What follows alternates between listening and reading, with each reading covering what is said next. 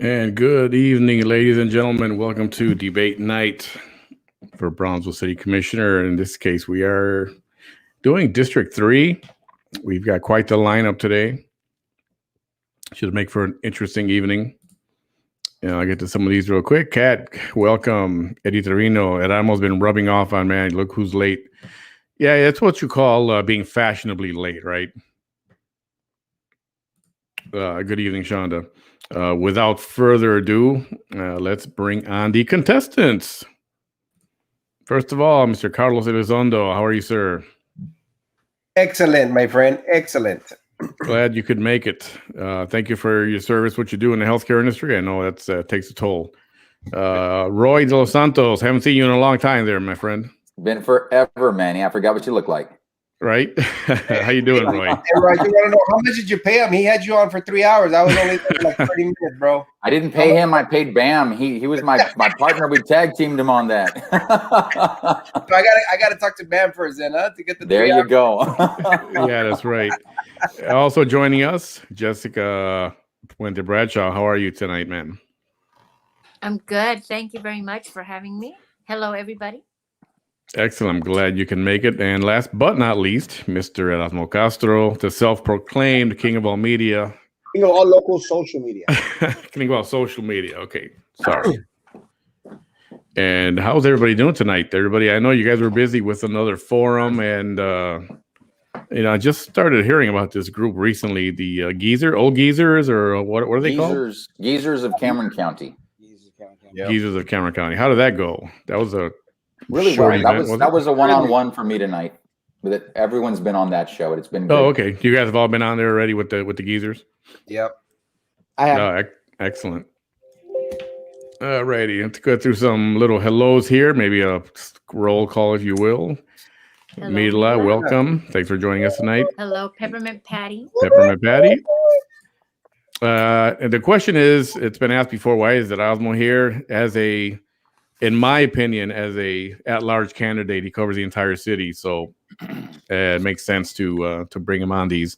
And also, for the record, I did invite Rose Gowan, Missy incumbent Rose Gowan, and she declined, at least at this point. So far, she said that she was already doing an earlier thing, but thank you.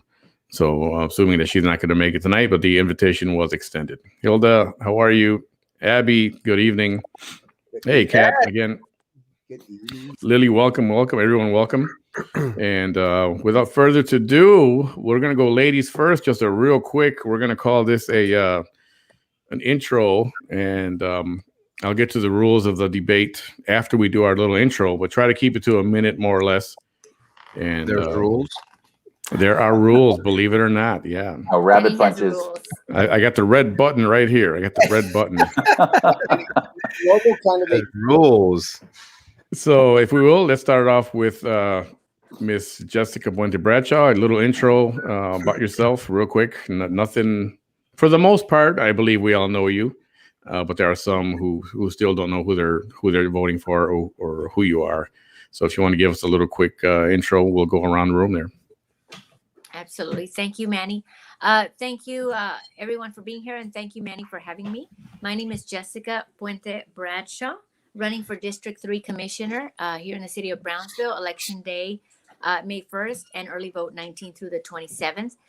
I am a longtime Brownsvillian. I was born in Matamoros, raised in Brownsville, 2 kids, married 26 years.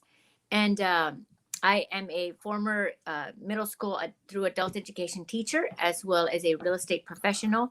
And currently my work or my business, besides real estate, is online sales. I have an online store, and I'm running for City Commissioner District 3 because us as individuals here in Brownsville lack the representation that we deserve from our current commission and in some cases previous commissions. And we really deserve more than what we get when it comes to how funding is allocated. And so I'm here to represent the people, be the voice of the people. And I'm running for office because I'm in it for Brownsville. Thank you very much. Excellent. Well said. Next, we will go with Mr. Carlos Elizondo. My name is Elizondo. I'm 49 years old. I live in Brownsville, Texas. I've been a full-time public health care worker.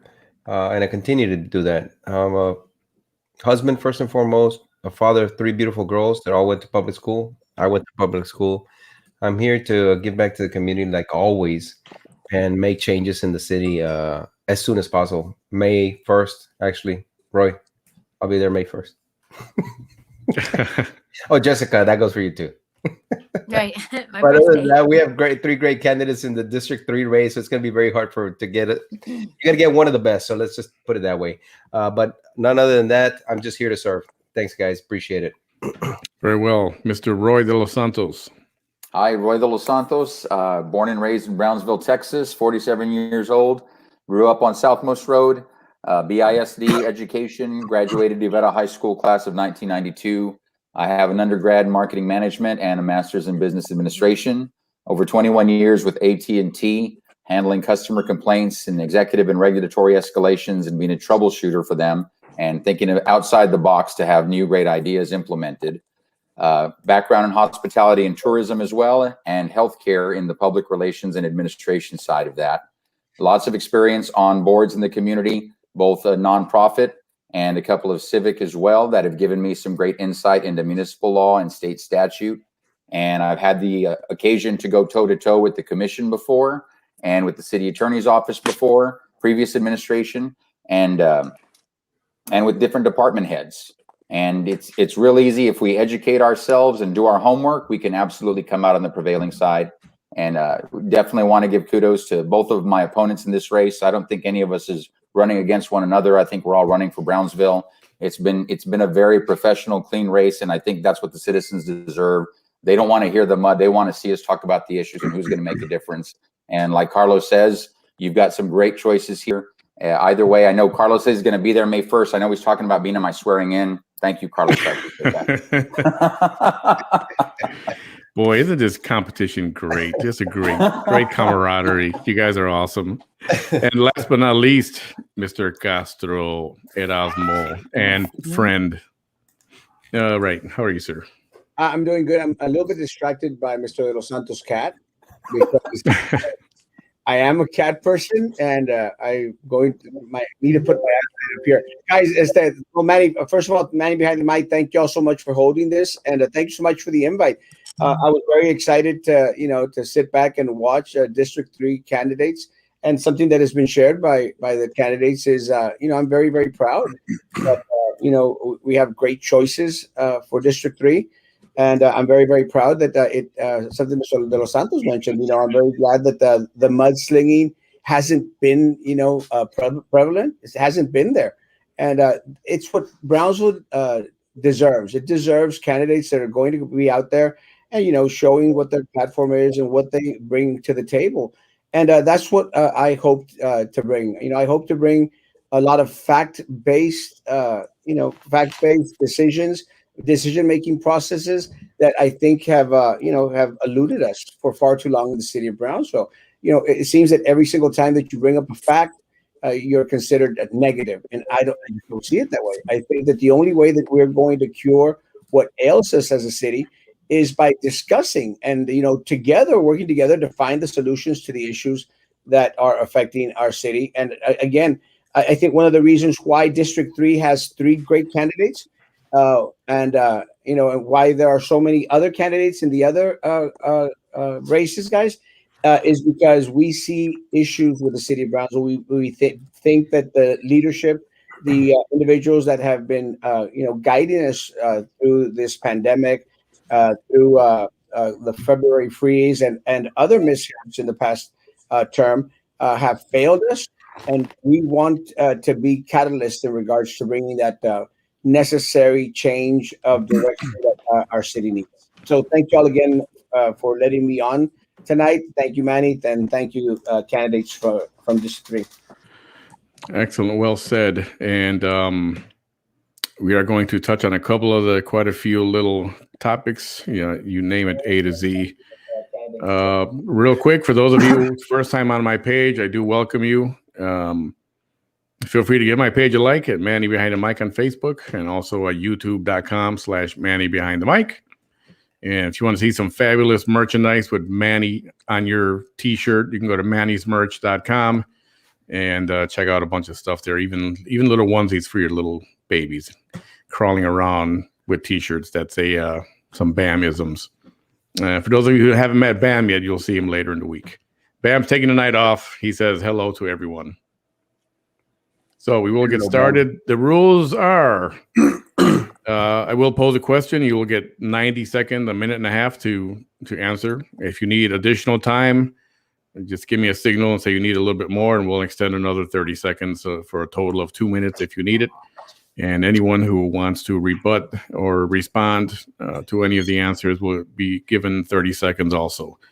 I do have a timer here, and we don't want to go with 3 hours tonight. And last night didn't want to, and kind of put me out a little bit this morning. So tonight we're going to try to keep it at 1 hour 90 minutes maximum. So we'll try to move along, and please try not to speak over each other. And if you go beyond your time limit, like I said, I do have the red button, and I will mute somebody if I have to. I don't want to do that, and I don't think I'll have to. Just in the tradition of keeping time. So, question number 1. This is going to be, and it's not a little too late. At least I don't know. Perhaps it is too late. But we've had a very low voter turnout, at least at the very beginning. And low voter turnout, it's not just a thing for today. It's been a problem for as long as I can remember, ever since I've been here in Brownsville. So for a city of about 185,000 people to have less than 10% vote is not a good thing. I would like to ask, and we'll start off with Jessica. Ladies first. That's the only reason why, no other reason. What ideas would you have to try to get people out to vote, to make a hard push to make people understand how important it is to vote? Okay, I've got my own timer, so I'm going to check on that one too. So I think that, at a big picture, a voter information packet or booklet or brochure is important. That would obviously be in most races, responsibility of the county elections office. Many other states do have them available for voters. Now, usually they go out as one per household, not one per person. That way people are informed. Encouraging the Brownsville Herald, although it doesn't have a lot of readership, but I think they should still do their part, their social part. And include a voter section on it where they can have all the information on the voters. I think it's something that the voters would look forward to, and maybe it would improve the Brownsville Herald's readership. So far, the brochure, and then definitely the Brownsville Herald. When it comes to current candidates or current office holders, there really needs to be a push towards them getting this information out. We have no excuse now with social media, with text messaging, that we can't get that information out. If we keep our community engaged as elected leaders, then they will become more and more engaged throughout the process, including the new voter cycles. So, we as not just candidates, just a second, but also as I don't know how to turn that off. But also as current office holders, we need to do our part in encouraging those to go out and vote. And it's just too easy to not do it, because in that way you don't have to be held accountable. Gotcha. Okay, we will move to Mr. Carlos Elizondo.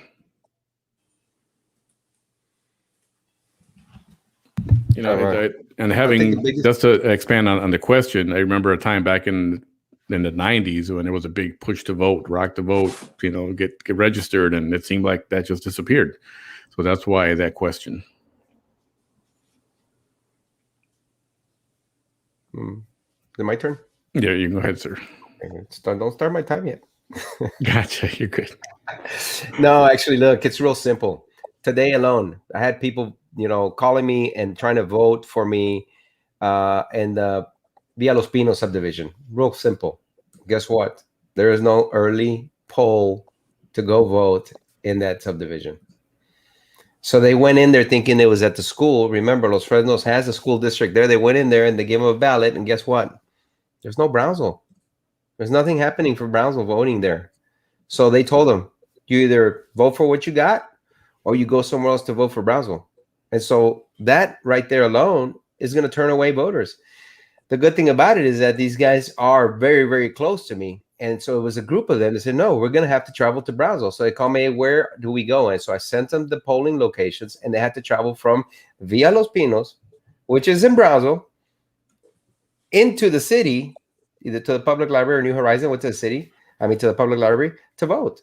That alone right there is, voter apathy at its worst, Why is it that we cannot have a polling location in most of the subdivisions that the city of Brownsville has, or either at central locations throughout the city, not just town or the public library, which is closer to downtown, or the New Horizon, which is closer to downtown?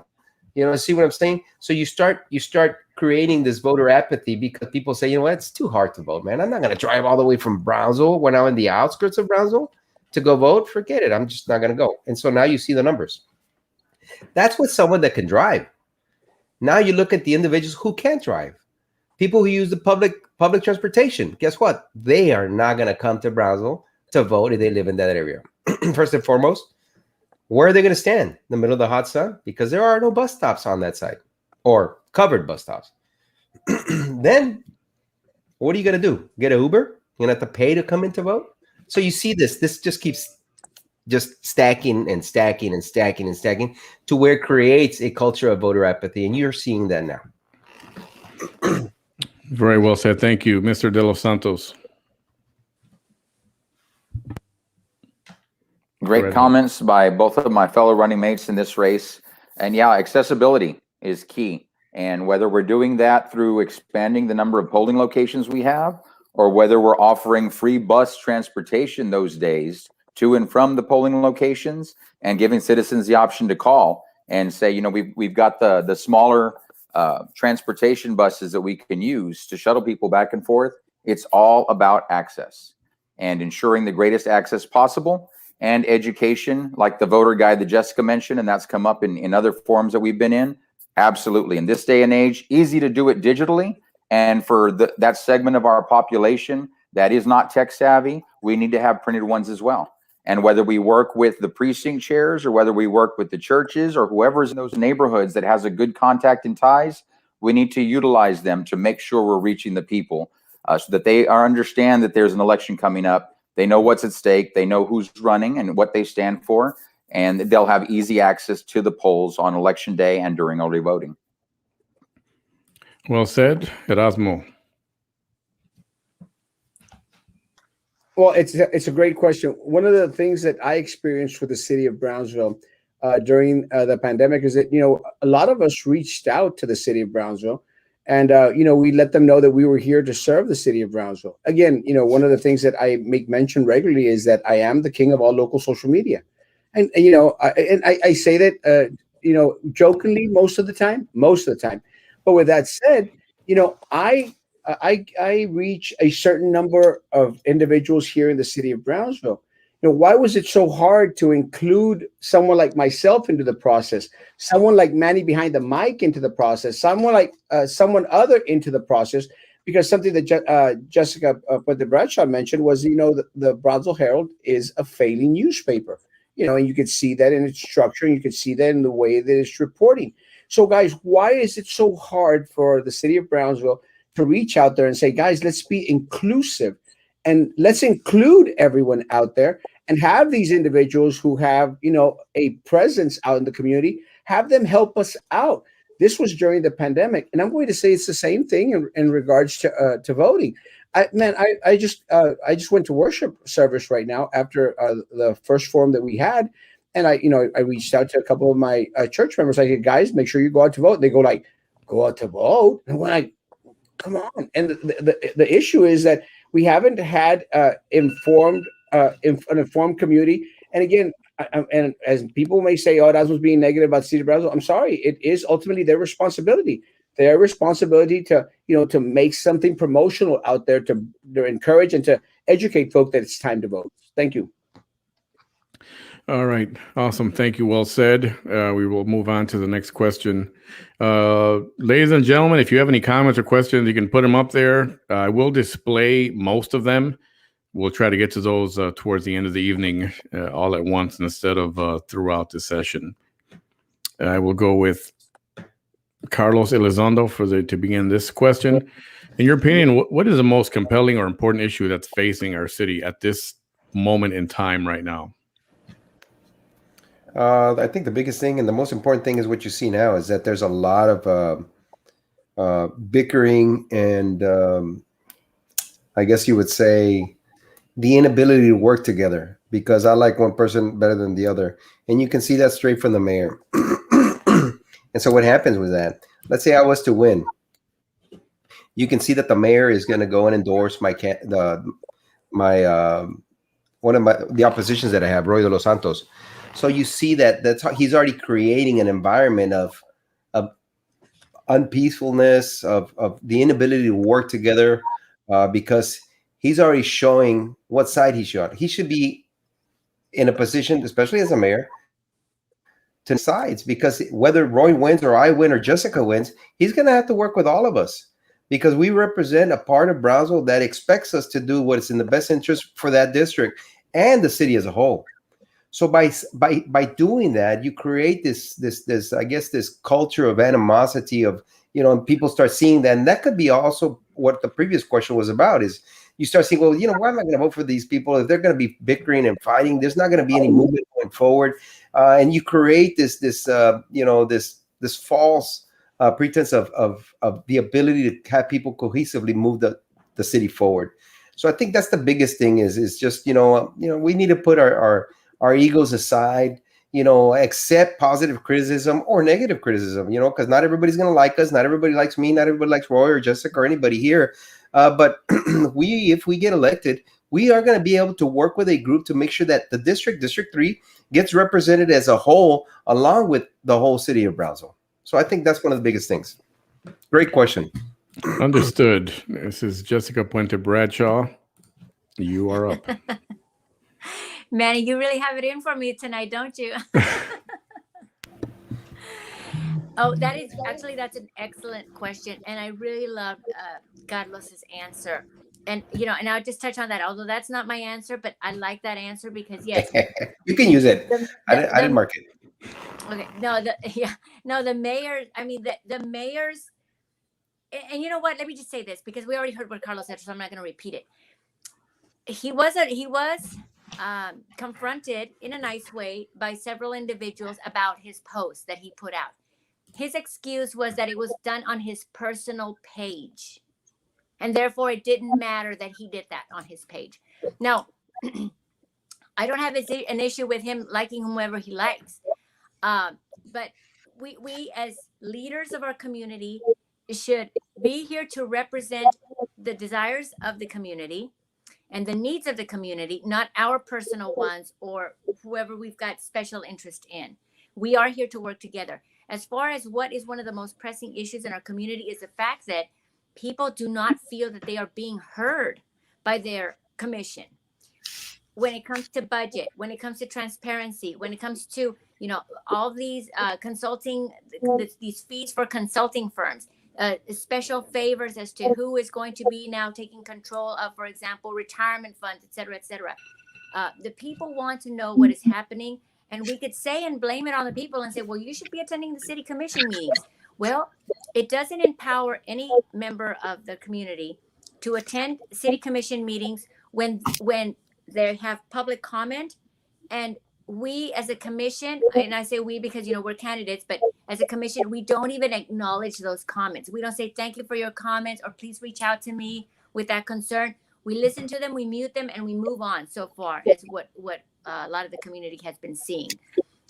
We need to have that transparency, honesty, and communication, dialogue with our citizens, our residents of Brownsville. They deserve it. We run to be elected to be put in a position of trust.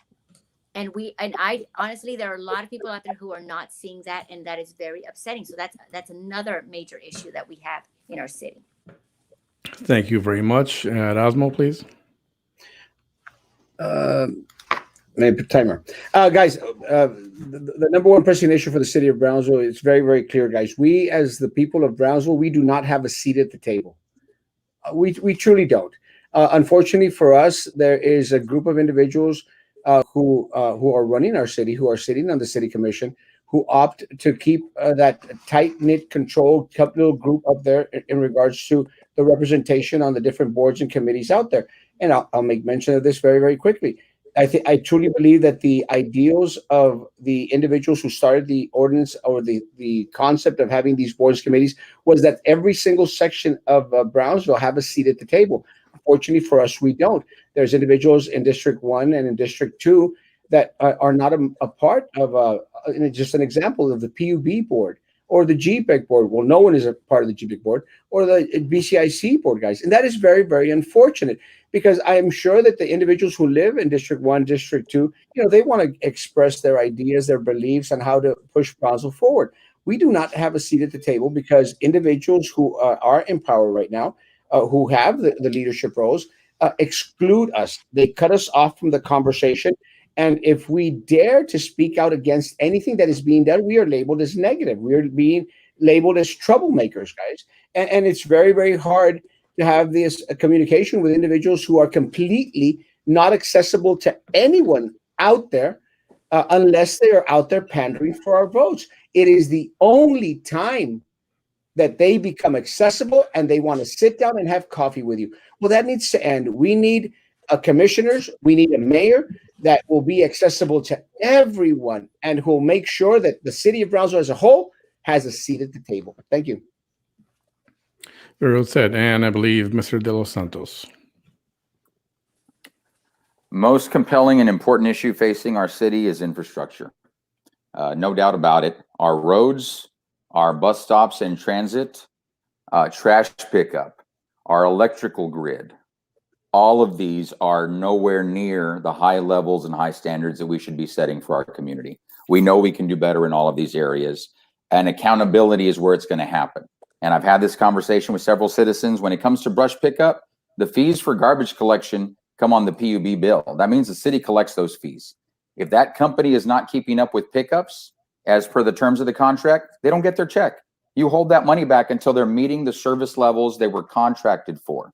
PUB, there needs to be customer service quality scores. Citizens that have PUB services need to be polled. And how satisfied are you with how frequently your power goes out, with how water pressure, whatever it is that has to do with your infrastructure and utilities, how satisfied are you with it?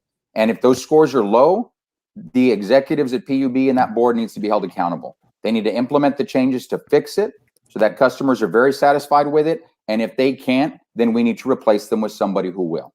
So infrastructure, I think, is the most important thing facing us because it touches every citizen in Brownsville. And before we fund any other pet projects, quality of life, whatever we want to call it, we need to meet the basic needs of our citizens. Well said. I believe I reached everyone with this question, right? The next one, we're going to slide into a very hot topic locally, term limits. I believe we pretty much agree term limits when it comes to Washington, D.C. Mr. De Los Santos, while I have you here, we'll start off with you. Your thoughts on term limits? Are you for them, against them? Everyone seems to have their opinion. Let's hear yours. For them in Washington, against them in Brownsville, only because I believe it should be left up to the citizens.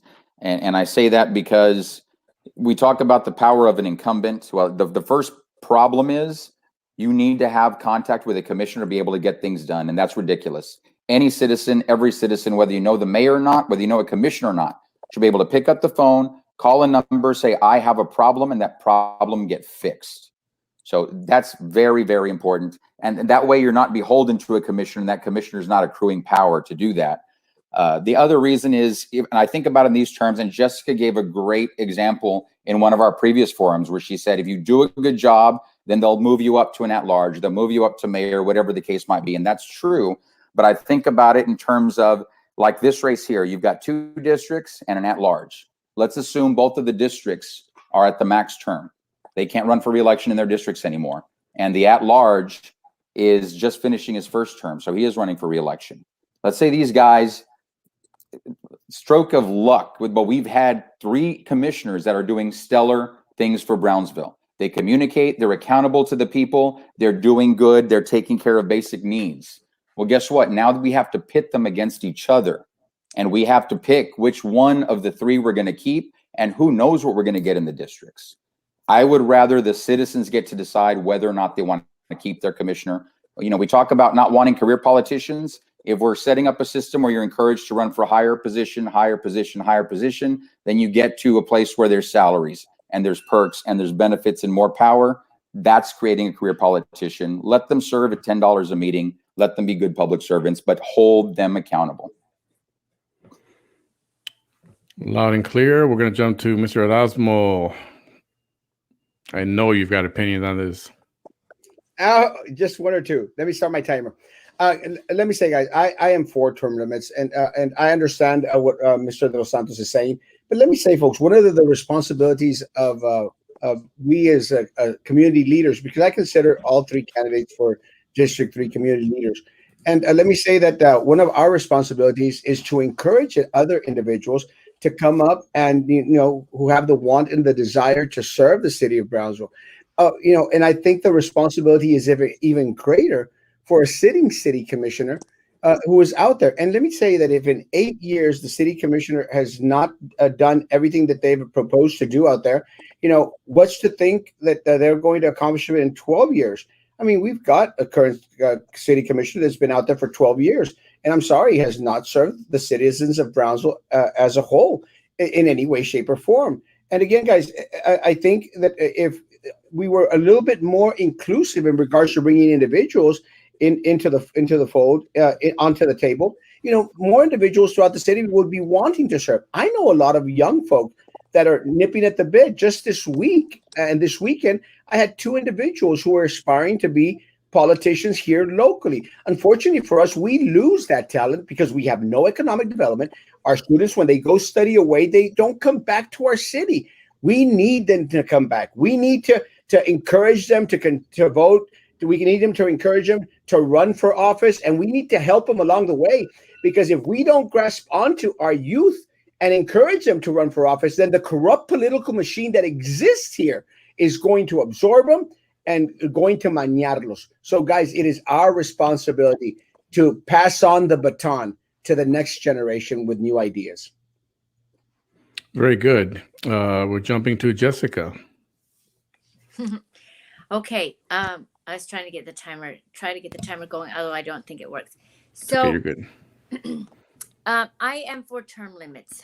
My opponent said hold them accountable. Holding them accountable is great, as I've said before, in a perfect world. But we have politicians, whether they're paid or not, you can be a career politician, who are keeping a seat warm. They are amassing power, whether it's personal power because of their personal business that they do on the side because they're not getting paid. And this is a quote unquote volunteer job. I have heard of different city commissioners tell constituents, well, what do you expect? This is a volunteer job. When that's your attitude towards your constituents, then this job is too much for you. And if you want a job that's where you get paid, then go back to your day job, right? Here's the other thing I'm going to say. This job as a commissioner, paid or unpaid, is a full-time job. Going to visit your constituents, driving the roads of your district or your city, talking to the voters, checking the alleys, to see what's going on, picking up the phone while you're at work or while you're with your family because people have an emergency that they want to talk to you about. That's a full-time job. And what bothers me, and I'll take off my political hat for a second and just be an average citizen here of Brownsville, ignore that. I just need just that tiny minute, is the fact that people are tired of waiting for these things to happen. And we're tired of waiting for things to happen in 2 years or 4 years. There are things that were talked about 2 years ago when I ran for at-large that are still not on the table or even at our doorstep today. So I'm sorry, if you're running for office and you're not getting things done because you're too busy doing other things, then this is not the job for you. And And yeah, therefore you need to, instead of warming that seat, you need to move on and give somebody else with a passion to want to go in, that has a passion to want to go in there and change things, to do so. These little cliques or these groups are keeping everyday citizens who have the time to serve from serving. Understood. And Mr. Elizondo, I believe we haven't got to you yet on this one, correct? That's correct. Can I borrow someone else's time? Go right ahead. I already I'm did just most of kidding. it. I know. I think I got 30 seconds left for mine. Anyway, guys, I think term limits are not something that we should be looking into. I think it's something that needs to be done. And I'll tell you why. Like Roy was saying earlier, he doesn't believe in term limits. Right. I do. Some other people do. I think if it was a perfect world, and I think if we had the majority of the people that had gone out and voted, like I think we have over 140,000, then yeah, maybe we shouldn't have term limits, right? But we have, in the last 2017, we had 3,500 people go out and vote. So you have less than 10% of the population of the city of Brownsville deciding whether someone stays or goes. So you're going to have these people who are going to put in hundreds and hundreds of thousands of dollars to make sure that those 3,500 people go back and vote for that same person over and over and over and over again. And you'll never be able to get someone who is bad. In this case, we have a lot of commissioners that are bad that need to leave. And we can't drum up the votes. We've had less than 300 votes come out on Monday, less than 300 votes come out on Tuesday. Today was less than 300 votes again. So you're going to tell me that we should keep these guys because they're doing such a great job when only 300 people are coming out to vote from the city of Brownsville, who has over 140,000 registered voters? By all means, there has to be a limit to the madness. And I think if the voters vote to have term limits, then that should be respected. We should have term limits because less than 10% of the people wanted it. Guess what? That's what we're going to do. Yeah, and I would say that's a fair argument. What if somebody does need to go, but guess what? You don't have the voter turnout to get them to make a change. It's very difficult when you have so much money behind it. You cannot turn over the people. They'll stay there 16 years. Just look at BISD. You have individuals there that have been there 16 years. How can you get those individuals out if they have money from very, very wealthy individuals who continue to just pour it in? You have someone like high schooler that wants to go out there and become someone and become a politician. And guess what? He's going to start off with $300 into his campaign. You cannot compete with hundreds of thousands of dollars, especially when you have an 18-year-old who wants to go out there and do something good for his community. Term limits are the only way that's going to stop it. Well said. Next question. We'll start off with Mr. De Los Santos. And we are getting to the other questions that are coming up. We've got SpaceX coming up, among other things. But for right now, do you have a plan? Would you have a plan in place in mind already to update Brownsville's infrastructure? I know you mentioned infrastructure already, but I don't know how the city works and whether or not they have a plan or what their plan is. Yes, I would say we've got cities all over the state that don't own their own utility. They don't own their own public utilities board, and they're able to balance their budgets. PUB should not be a piggy bank for the city commission to take millions of dollars to put into the general fund, especially when we don't have the infrastructure that we deserve as citizens. So the plan would be, first you cut off that transfer, and also you re-examine how we handle the rates at PUB, because the priority should not be making as much profit as we possibly can off our citizens to transfer it to the city commission to let them fund other projects that are not about infrastructure. It should be that money gets reinvested in the grid, in roads, in trash, in all of the basic needs of the city. And once that happens, then we can start looking at fund transfers or funding other projects again.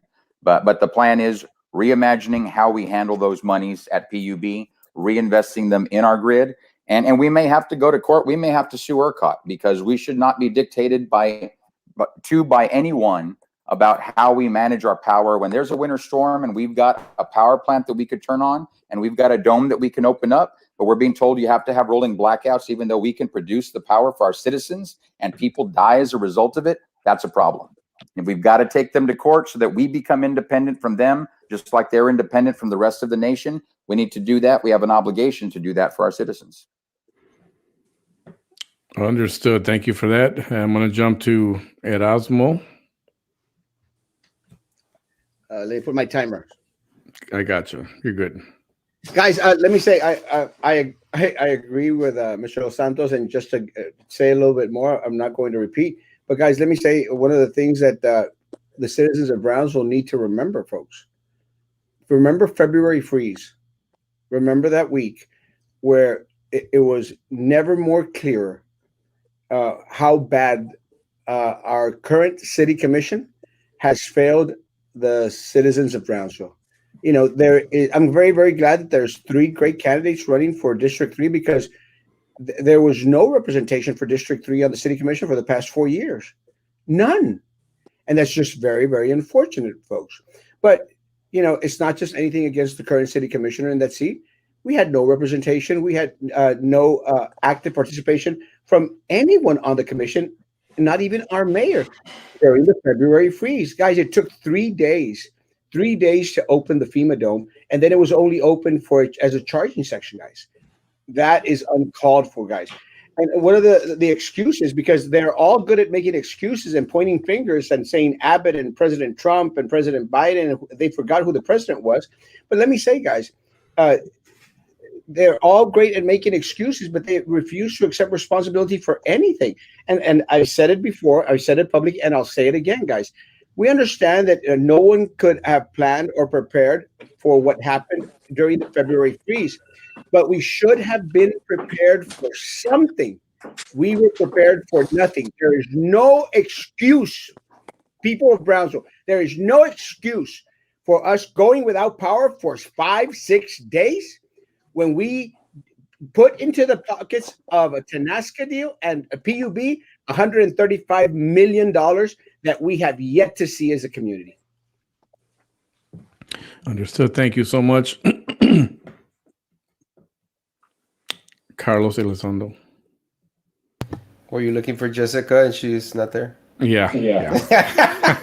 I saw you looking for her. That's okay. I'll take it. I'm going to take her time too. I think, again, it goes back to square one. I went over and talked to one of the citizens out of the district that I'm going to serve. And Ms. Sandoval, you know what? During this grid out or this power failure, and it was a voluntary power failure, there was no way of her being able to heat up any of her meals. You know, you have a diabetic, you have a hypertensive patient, you know, having to take meds, having to inject herself with insulin with no light. And some of these people are not prepared as some of others, right? And so they had no way of being able to get. And you have an individual, an elderly, looking at an insulin syringe, trying to get the vial to be able to pull out enough, because those are units. They're very, very small numbers. And to be able to get that insulin and give herself the shot that she needs to be able to survive, because this is not something that she wants to do. It's something that she has to do. And to look over and see that the city and the administration and the PUB people who are taking care of the citizens has failed her, because they went out to sell our electricity instead of keeping it to keep our citizens alive, or to be able to make sure that they don't have a medication error, especially when you're dealing with insulin. You know, and so it was very sad to sit there and hear her story. And this is a story multiplied many, many times over during this situation. And who was there? Nobody was there to hear her out. Nobody was there that she can call and say, can you please come help me? Can you please drive to my house? Can you please send someone? There was nobody. EMS was short. Fire department was short. PD was short. If anybody could have gone out there, would have been our EMS personnel. And guess what? Their leader was at home, bunkered up with his family. Forget about the citizens. Forget about the individuals, the citizens at District 3. Forget about Mrs. Sandoval that she couldn't give her insulin shot for days, not minutes, days, because our leaders chose to sell the electricity that should have been kept here. You know what? At this point in time, it's not about making money. Let's get these people. Let's fight them. Let's keep our electricity at least during this time. After that, if you want to sell it and you want to keep our citizens, you know, without electricity, that's fine when it's hot. but not when it's cold and freezing and you have your elderly most susceptible to these medical conditions. I agree. That was a very epic fail of the most tremendous proportions. I can't even believe that in this day and age that we had that kind of an issue. Even for a city like Brownsville, I get it. Okay, it was a freeze. It was a weird, almost a once in a lifetime kind of event. But not to have a plan, period. I just don't get it. Mrs. Bradshaw. Let me just say this, and I don't have the timer this time, so Manny, you're gonna have to keep me in check. You're good. Let me just say this. I've lived in San Jose, California. California is the capital of rolling blackouts. And I've lived through blackouts. And let me tell you, when a city does blackouts, or even a state for that matter, when they do things right, people understand that they have to have a blackout, but they don't suffer through a blackout or a rolling blackout. And what citizens and residents of the city of Brownsville went through was suffering, unnecessary suffering. We had some people with no power for days, some people with no power for just kind of on and off throughout the day. People lost their refrigerators, ACs because of the surges. And some people, they said, well, I was gone for like 19 hours and then it was back and then I was good. In California, there are timely blackouts. You know exactly when the blackout is coming and then when it's starting and when it's ending. And they didn't have the wherewithal or leadership to at least tell us or at least plan to do something that we could all expect. If I know that I need to eat now because I'm going to have no power for the next 3 hours, then so be it. But at least I'm prepared and I can prepare myself and my family. So that's one. But your question was a plan to update Brownsville's infrastructure. This doesn't necessarily have to do with blackouts, but I want the voters out there to please see this. I have been handing this out. If you look at this, and I'll post this on my Facebook. If you look at this chart, there is a budget for public works, and there is a budget for our roads getting fixed. And I know you can't see this, so sorry guys, but the fact of the matter is that, for example, in District 3, 1.5 million is allocated to go ahead and repair roads. Now, repair roads that are in what kind of level of distress? Goodness knows. You'd have to look at the plan. But I can tell you that it's very little of it. We have had plans before in the city historically where we're able to maintain roads proactively so that they don't get to the state that they're in. The city of Brownsville has neglected those plans for a long time now, and that's why we have the roads that we have now. But here's the thing, 1.5 million to fix roads 1 year in District 3, that's not very much. The fact of the matter remains is that the city of Brownsville, the commission has approved consulting fees, sometimes upwards of $500,000 or more, to be consulted to do something, and to do what? When that money could be allocated for infrastructure projects. Now, here's the thing. If you want your money thrown away to consultants up in Dallas, Houston, New York, wherever, then go ahead and keep electing the same as you always have. But at some point, we need to look at our budget and we need to start properly allocating our funds. And that is something the city commission has been very lax about, and not with Jessica Puente Bradshaw as your District 3 commissioner, because this is the kind of stuff that we need to know about, and we need to complain to our city commission when it's not serving our needs. Very understood. Time, a little bit extra, but that's just fine. So getting into future, I call this topic future disaster planning. Carlos Elizondo. I don't know why I called you Hector. Carlos Elizondo. I'll take Hector Elizondo any day. The guy's a great, handsome, bald actor. You may have some insight on emergency. I'm sorry, Erasmo, I got you on that question, didn't I? On the infrastructure? No, you didn't. Okay, I do apologize. Oh, No, actually, you did, but I'll take another minute and a half. No, okay, cheater. Cheater. Okay. Talking about disaster planning. I know in the business that I work in, we have a plan for any kind of disaster that might happen. God forbid. Everybody knows their role. And there's just a plan. And I can imagine that being in the medical field and where you work or worked, you had also a plan for some kind of major disaster. What if we were to get hit by, and I mean the Brownsville area, South Padre Island, again, God forbid, a natural disaster like a hurricane, are we prepared for something like that now? Judging by what we just went through with that freak winter storm, and what kind of planning would you like to see done so that we don't have to worry about a hurricane? Well, it's questions for me, correct? We do Yes. have to worry about a hurricane. It's not when it's going to happen. I mean, it's not if it's going to happen, it's when. It's going to happen. And right now, I don't believe we are even capable of being able to handle a small flood on the west side of town, over in Galaxia. You know, that's been something in the works that has been going on for many, many years, and there is no way, and there has been no attention given to it. The only time they pay attention to it is when it floods. But we will get another issue. We are going to have flooding. It's just going to happen. You know, with the construction going down in Boca Chica, it's going to happen. It's going to get worse. It's going to be very hard for us to transition between, one side of the street to the other, especially when it's underwater. These fire trucks cannot jump curbs like you would normally a four-wheel drive truck. People are going to get stuck. They're going to, minimize the amount of people, first responders going out. But how do you prepare? You prepare in advance. You have programs, you have educational programs to prepare in advance. And I see what I was doing when I was a fire chief. I prepared in advance for something like this. I was able to go and have the city commission back then, not the way we have now. Some of them were there, and sell them on why we needed generators at every fire station, why we needed cardiac monitors on every unit that the city of Brownsville Fire Department owned.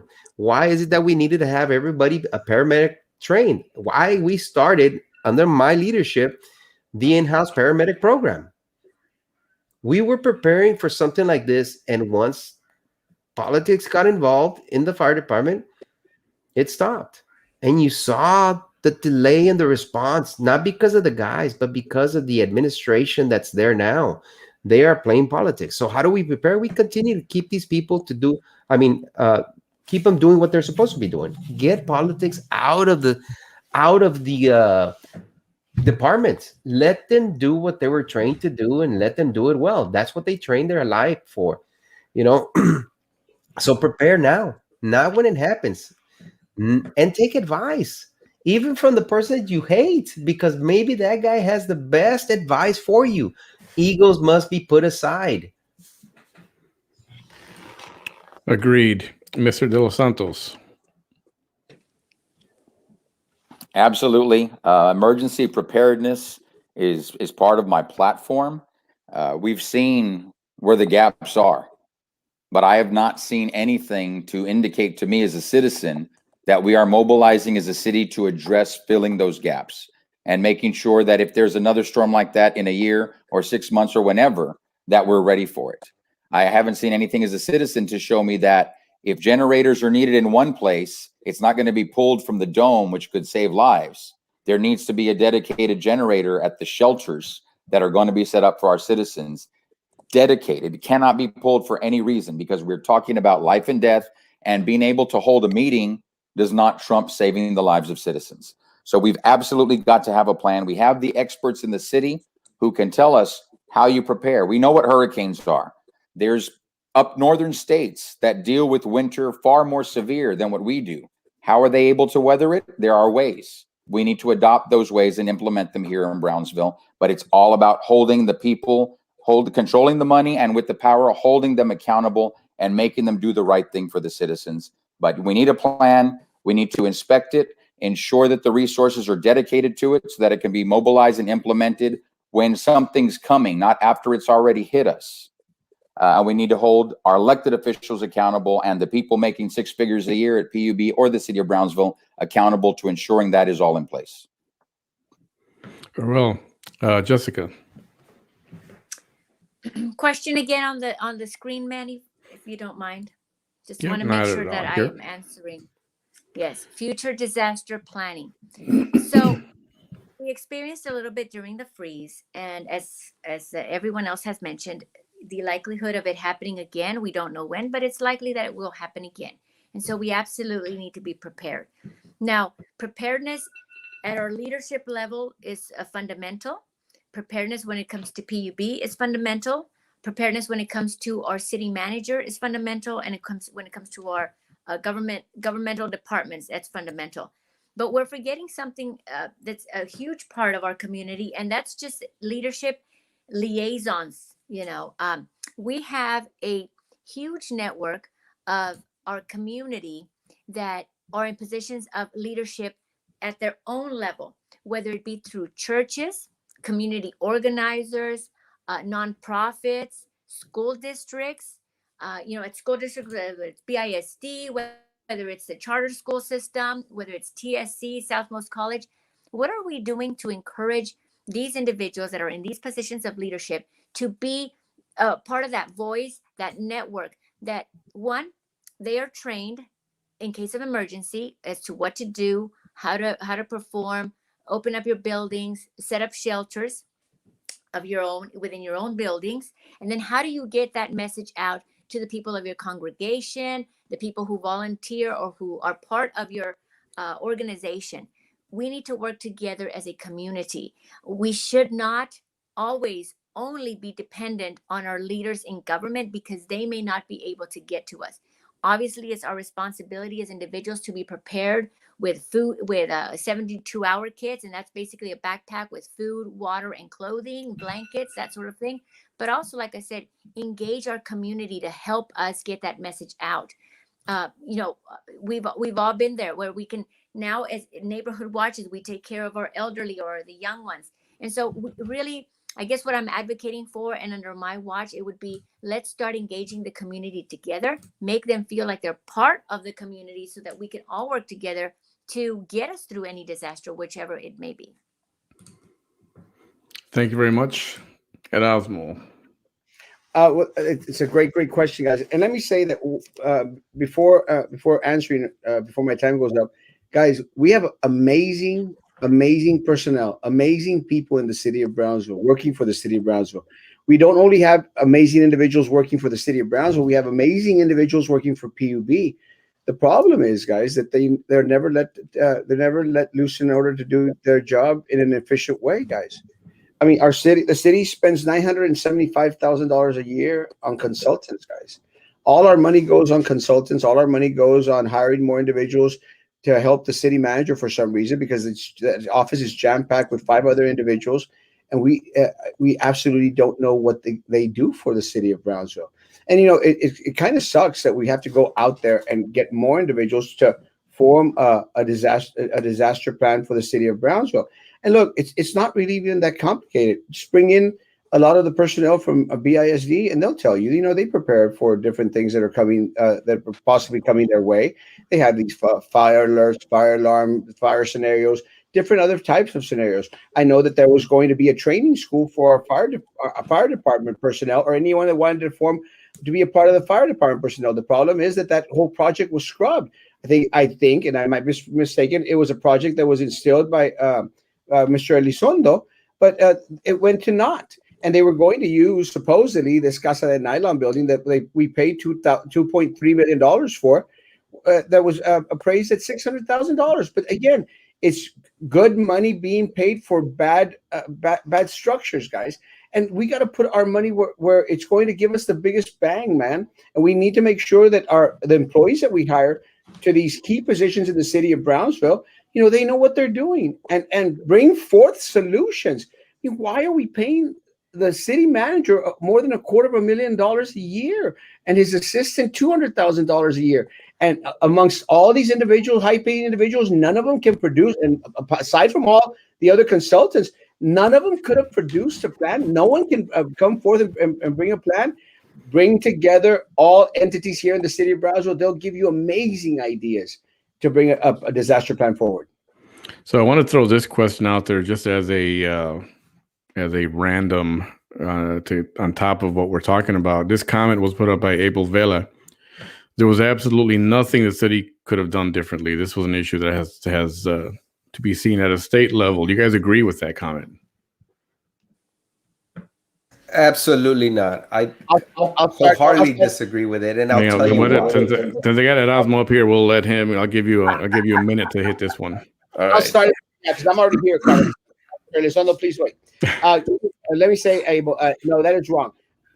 again, we understand that it's something that I think Mr. Elizondo mentioned that, or Mr. Santos mentioned, that no one ever would have ever imagined. That's fine. Guys, we should have been prepared for something. We've got to stop accepting the excuses that are constantly made, where they're trying to blame Governor Abbott, they're trying to wear ERCOT, and the Canadians. Everyone was blamed, guys, instead of accepting the responsibility of the position that these individuals have. I understand that we couldn't have been prepared for what happened. We should have been prepared for something, guys. The reason that the dome was not open was because we didn't have electrical generators in the emergency dome. We should have been prepared for something. So there's a lot that could have been done completely differently in regards to preparing for something like that. And very, very quickly, guys, if we get hit by a 5-6 category 5 hurricane today or tomorrow, guys, we are in trouble. Our 75% of our city will be wiped from the map because we are ill prepared. Who are we going to blame then? Santa Claus? The Easter Bunny? Yeah. Thank you for that. Carlos, jump in. Well, let me tell you real quick, and I think Abel's question might be because of ERCOT, you know, and I don't know, I can't read his mind. I'm just reading what is there, but okay, let's just take a step back. Let's just say that we had no ability to stop the blackout. We do have the ability, and I'm telling you, because when I was a fire chief, we were able to put in generators at every fire station. If and only you could have helped out those individuals, kids, adults who are on nebulizer treatments, those who are on electricity. If the fire department, the fire chief, the mayor, the commission would have been, and then you can always say, well, they're not trained for that. Well, then they should have put the fire chief to tell them. If I was a fire chief, I would have been out there, would not have gone home and been resting at home. You would have easily been able to help, let's say, a family with a child who needs her nebulizer or his nebulizer treatment, but don't have the power because of the blackout that our commission had no control over. I understand that. But the fire department could have said, you know what? We're going to put an extension cord or 2 extension cords. And we're going to connect it to that generator that runs on diesel that's full all the time because they check it on a daily basis, and throw the extension cord over the fence so that way you can bring your kid in with their nebulizer because it runs on electricity to be able to stay in the car because it's freezing, and they can connect to that little cord that's sticking out of the fire station. Meantime, give that life-saving breathing treatment to the child or to the adult, and then go back home to a cold house. That would have been a very small thing that we have 100% control over. The city administration, the city directors of the EMS or fire failed in that aspect. They failed to think out of the box to save one person. In a natural disaster or an emergency situation, they call it triage. You go in there and you pick the people that will survive with your care. The people who don't, that's unfortunate. In this case, this is how you treat this. Try and save at least one person if you can. Here, they took the back seat approach and said, sorry, we have no control over anything. Absolutely nothing. And with that, I have to disagree with this comment or this question. Understood. Again, this is not a part of the question that was preset. So if Jessica, Roy, if you do want to jump in on this, you may. If you don't, that's fine also. Roy, you want to jump in on this? Ladies first. Okay, thank you. So I'll agree with what my political colleagues have said so far. I think that, we have a means of mass messaging, and when COVID first struck, and just a little bit after that, we were getting, at least I was, hopefully everyone else as well, we're getting text messages from our county in regards to COVID and the numbers spike, et cetera, et cetera. So the means of communication is there. I will agree with my political colleague, Carlos, when he said, it's important that we think outside the box. We can't just sit back and say, well, it's out of my control. Oh, well, it's ERCOT who said so. At what point was this mayor going to start being active in trying to help the community? That's the reason why the mayor is supposed to be the visionary. We're supposed to go under his guidance, and it just wasn't there. So it fails the community when leadership at any level doesn't look outside the box and tries their best to help those that they're there to help and serve and protect. And so as far as the response and what we did, it was a complete failure. If you are here to serve, then you have to serve, even if it's inconvenient to you. Thank you very much, Roy. The things we should have done, we could have and should have done. The dome should have been open sooner. The dome should have had a generator dedicated to it, and it should have been used as a shelter, not just a charging station. We should have worked with schools throughout our city, public schools, charter schools, all of them, and placed generators there if they don't already have their own. Open additional shelters. Give people a place to go where they can absolutely stay warm, so they're not bringing barbecue pits into their home and killing themselves with carbon monoxide. The power plant that the city has that sits idle, that could have been put into operation. Those are simple things that could have been done and should have been done and weren't. Additionally, the communication. I didn't see enough communication ahead of time. This was not a tornado that sprung up the last minute. This was a storm we knew was coming. We could have mobilized better. We could have communicated sooner. We could have had an emergency preparedness plan that we acted on. And it does not appear that that was the case, or we had a plan, but we didn't think to apply it to a winter storm. And that's unfortunate. That's a huge misstep. There were definitely opportunities for better performance by our city. Thank you for that response. Again, we're going to go through some of these in more depth in just a little bit. I want to get through some of these main questions here as we are running short on time. Let's talk about, and I skipped over one purposely. SpaceX came into town, made a deal with our city leaders, and what's been a problem lately is access to the beach. They said, yeah, the access to the beach will be restricted here and there, right? And they'll make the announcements of when it's going to happen. Now, all of a sudden, it seems it's being restricted more than originally planned or originally thought. And I'm going to jump to Erasmo first on this one.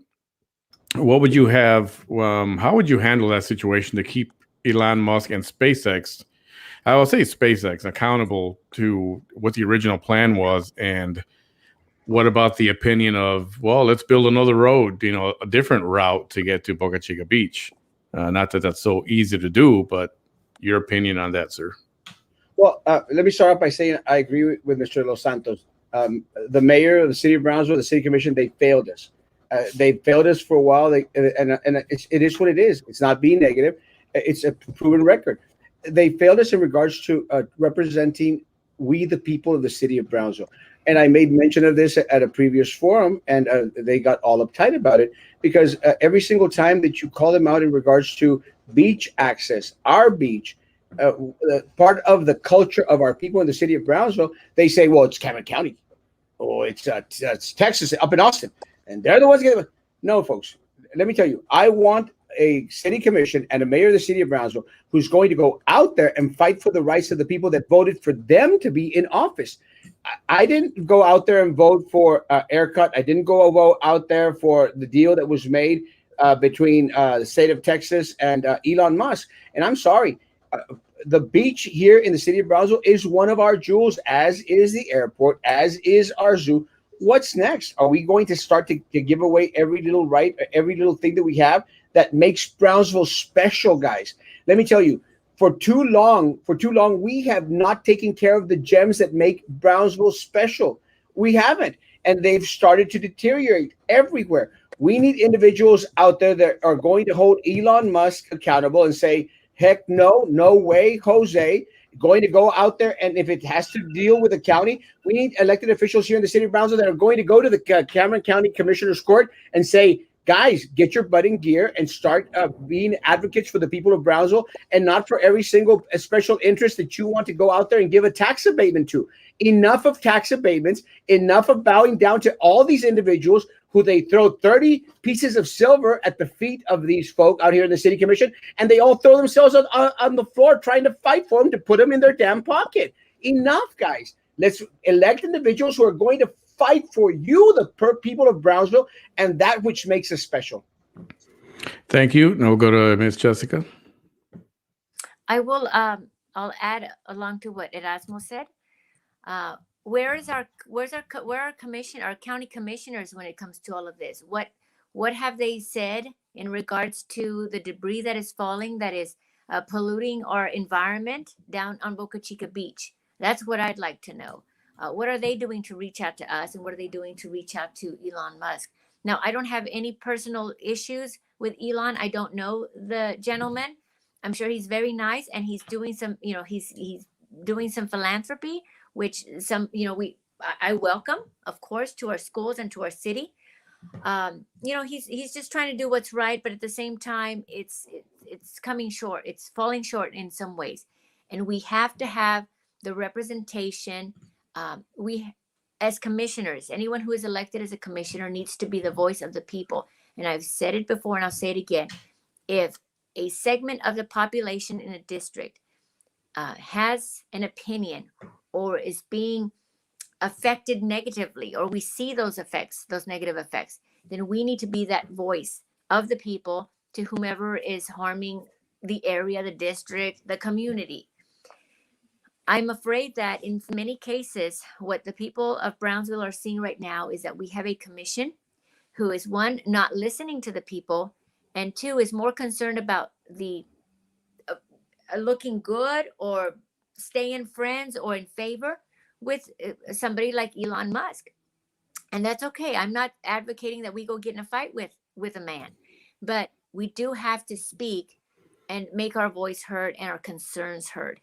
And it's possible that he might listen and say, you know what, guys, you're right. Here's what we can do. And here's what the community is saying that we would like you to do through whether it's our city commission, our county commission. Let's start working together. We have people that are not that voice for us, and we need to elect those who are willing to be that voice. And that's me, Jessica Puente Bradshaw for District 3. Okay, Jessica, thank you. Carlos.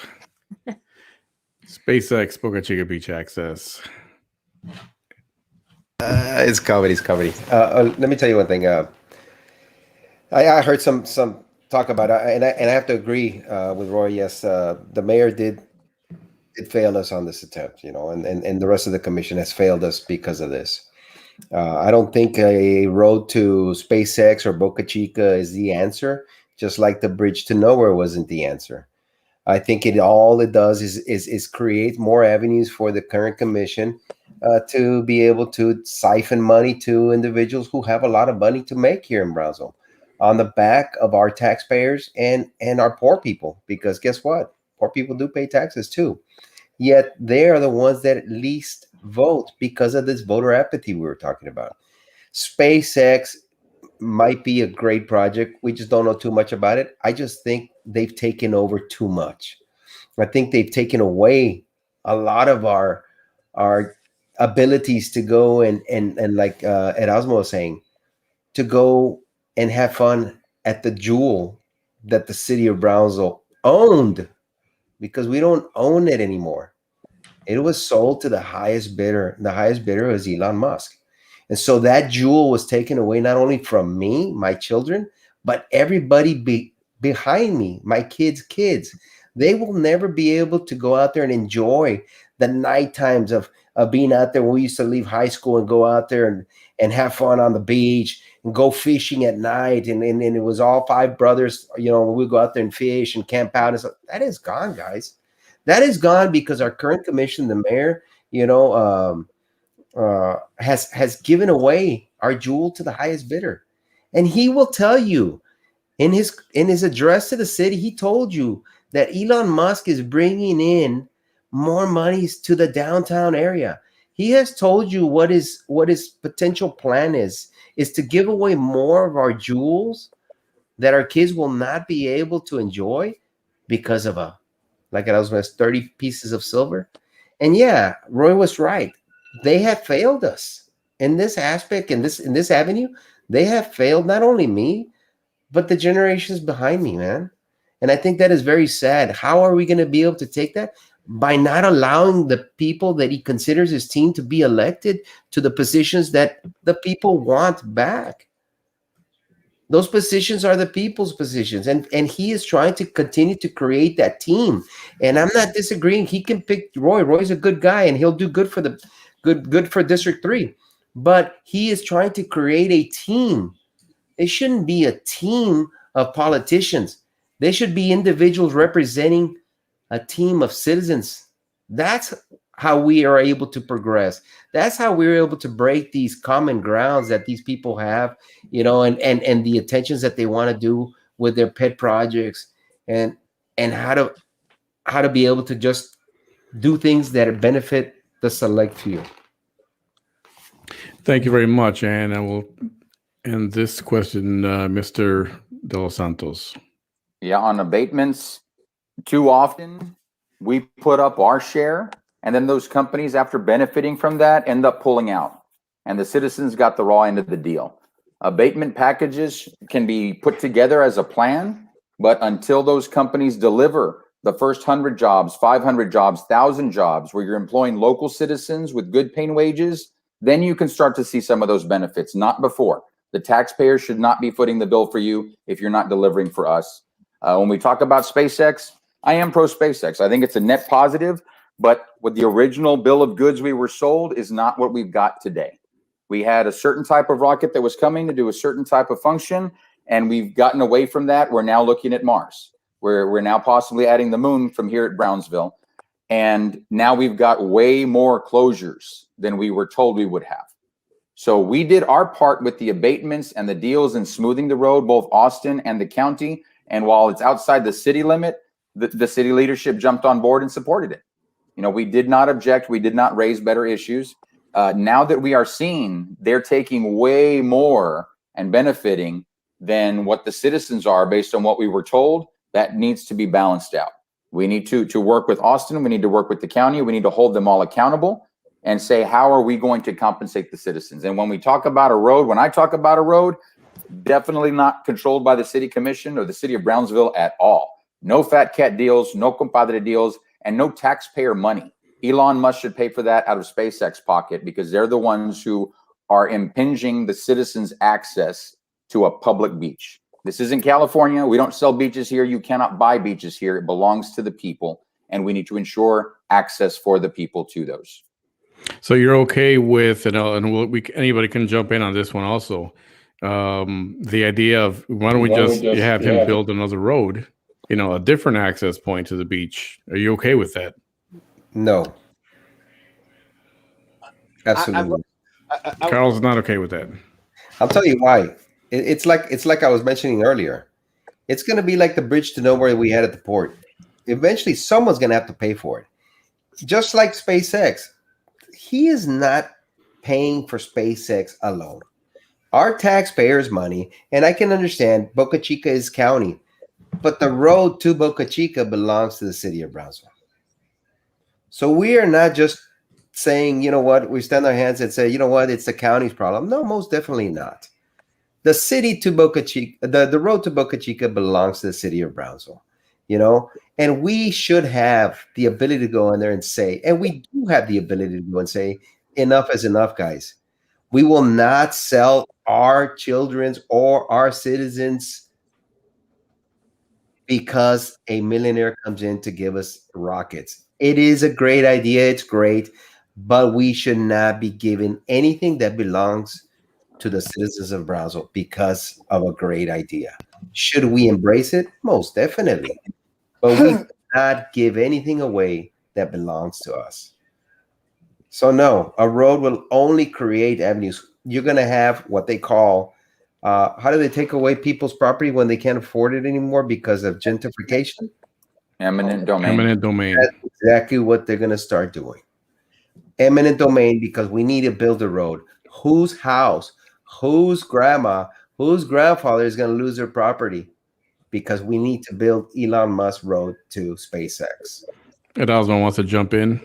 Go ahead. Very quickly, guys. Let me say, I don't agree with the road. Let me tell you, enough damage has been done to our environment already, guys. We don't need another big old road out there so that Elon Musk could have, his own private driveway to get to our beach, guys. No, we need to make sure that we have a seat at the table when we can have open discussion to make sure that we get what we were, first of all, what we were promised, and then go back and maybe restructure the agreements between us, guys. Because let me tell you, one of the things that is constantly being mentioned right now by the incumbents that are running for this race is they say, trust us, believe us. We haven't done anything in 4 years. We sure as heck haven't done anything in 12 years, but trust us, this next term, we're going to get it right. And Carlos mentioned the bridge to nowhere. How many things have we as the citizens of Brownsville been promised by the corrupt political machines? We are going to work for you. Guys, I don't believe it anymore, man. I don't believe it anymore. We were promised a bridge to nowhere. We got nothing. We were promised Tenasca. We got nothing. We got promised a Titan Tires. We got nothing. We got promised a steel mill. We got nothing. We get promises and promises and promises, and we get nothing. We have absolutely nothing to show for it. And I'm not being negative. These are facts, guys. No, we need individuals on that city commission, guys. We need a mayor that is going to fight for you and for what is in the best interest of you, not the little groups that put money into their pocket, guys. Not individuals who will go out there and pour hundreds of thousands of dollars into their campaigns.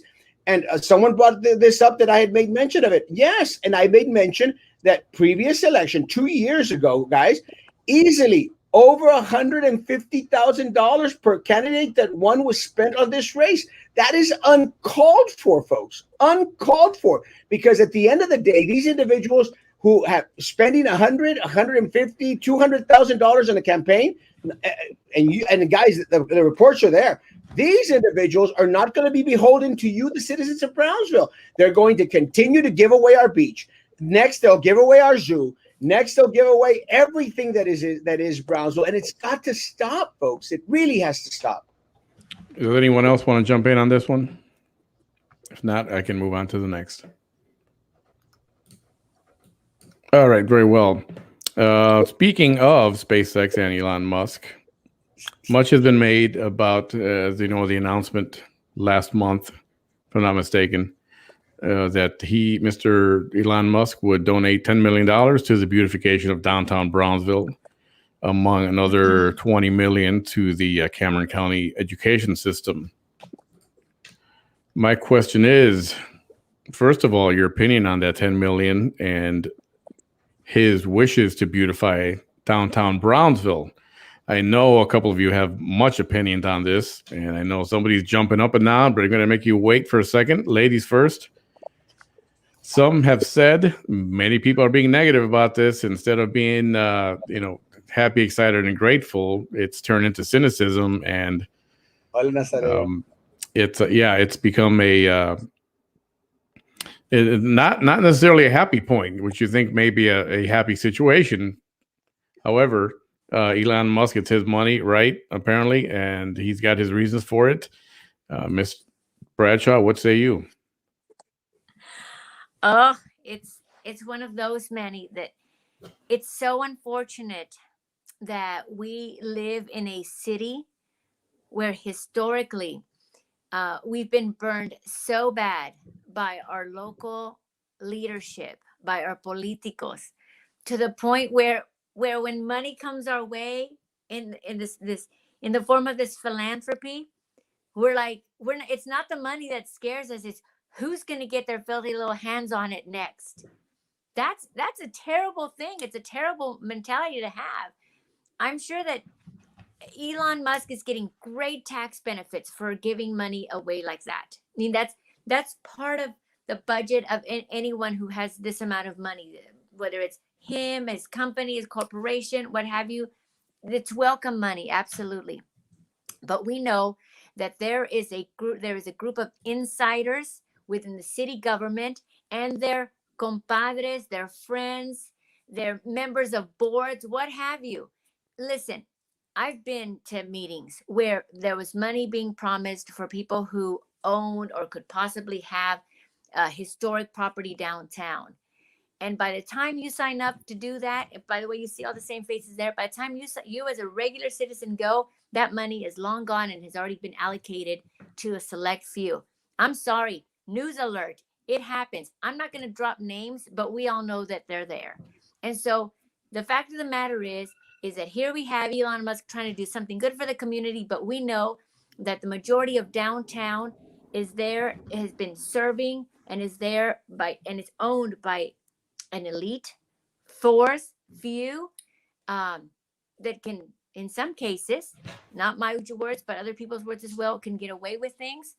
And we're just burnt. We're afraid of that, where that it's going to go to the same grubby little hands again. And honestly, does anyone have any reason why we should believe otherwise? Probably not. And we'd like to, but it's so hard when you've been burned that badly. We'll jump to Mr. Los Santos. As far as the way I look at this is grant money, and I hope and pray that Elon Musk says these are the terms and this is what it has to be spent on. Under no circumstances should it be just administered by the city of Brownsville, the city commission. We've seen that we don't get the right return on investment with taxpayer money. I wouldn't want to put private money in those hands. And I think Elon Musk is smart enough to know that you need to find the right entity or put together the team to administer this, to do it the right way. First and foremost, but absolutely no one, especially because this is a grant, no one who's got any affiliation whatsoever in any way with having received a grant before, received grant monies before, and then refused to be accountable for how they're spent, they should not be anywhere near this type of a donation to the city or this type of a grant to the city. And yeah, that goes with who we have on our city commission today. I think there would be a conflict there because of a track record, a past track record like that. So I hope Mr. Musk won't make that mistake. I understand, based on some of what I've heard, why he'd want downtown to be improved. And it's private money; it's his money. If this is where he wants to spend it, a salute. You know, that's your prerogative. Just like any of us, we make donations in the areas that are important to us. But I hope and pray it will be administered responsibly, so it benefits all of downtown Brownsville, all the people of Brownsville. Does not go to the compadres and does not go to the elite. And as much as we hate to admit it, yes, there are those that fall into that class, that they can do things without following the process and protocol, and they might get a slap on the wrist for show, but they got what they wanted, they got their way. When the rest of us have to follow the rules, when the rest of us have to jump through the hoops and play the waiting game, there is an elite class in this town, and it's unacceptable. We need to start doing better. We can do better as a city. We need to hold our elected officials accountable for that. Thank you, sir. Erasmo Castro. Well, let me say, guys, this question came up actually in one of the previous forums, and I, made mention that, it is very unfortunate that, most of the city commission and the mayor, have vested interest in downtown. Ultimately, it's going to put more money into their pockets. We have one of the city commissioners, Commissioner Golansky, who probably owns 75 to 80% of downtown Brownsville in regards to property. I mean, they're the ones that sold us the Casa de Nylon building for $2.3 million, guys. Again, they're getting rich, guys. They're banking. They have businesses out there. And then when you bring it up, then they get all offended. They call you ignorant and they call you ridiculous. Because then they say, how are we benefiting from it? Well, you're benefiting just because of this infrastructure and the way it's set out there. Guys, it makes absolutely no sense. But again, I agree with the commissioner candidates, guys. I agree that Elon Musk can do whatever he wants to do with the money. But someone, and this is my belief, guys, someone must have put in his ear downtown. And the only ones that have had access to Elon Musk in regards to representation here in the city of Brownsville is the city commission, guys. It is the city commission. Why they would opt and decide to put in the ear of Elon Musk that one of the greatest needs in the city of Brownsville is downtown really is a very sad situation for my folk that live down southmost, my folk that live in District 2. Guys, my folk that live in District 3 that have their streets in disarray, guys. District 3 no le han dado una manita de gato in the past four years, guys. Something needs to be done, folks. And let me tell you, we need individuals that are going to, accept the money that comes from philanthropists or from grants or from anything else and use it to what benefits Brownsville as a whole. Unfortunately for us, guys, and this is a fact, the bulk of that money is going to directly benefit the mayor of the city of Brownsville, Trey Mendez, and the sitting city commissioners as they sit right now, especially the two that are asking to be reelected.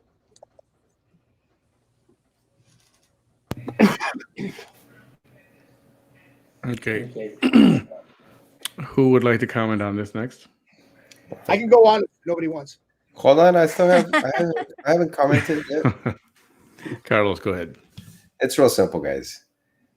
Just to let you know, if Elon Musk wants to give $10 million to downtown, hey, accept them.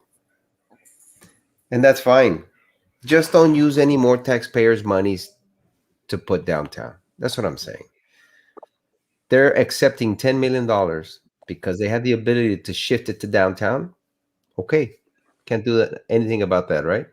What we sure can do, and we can put you accountable to, stop using citizens of Brownsville's taxpayers' dollars for downtown. Simple as that. Get $10 million. The other rest that was going to be put in downtown of our taxpayer monies, put it in District 3. The streets in my district are horrible. Put it on the bus stops. The elderly are sitting out there in the sun. Put it over to the Veterans Park, guys. Use that money somewhere else other than downtown. That would be a good, trade-off. Take the private money, but leave our taxpayers' money alone so we can put it to the rest of the city where we need it, especially in District 3. So I'll throw this out there also, and I guess it's been no secret that Erasmo's been very, very vocal about this.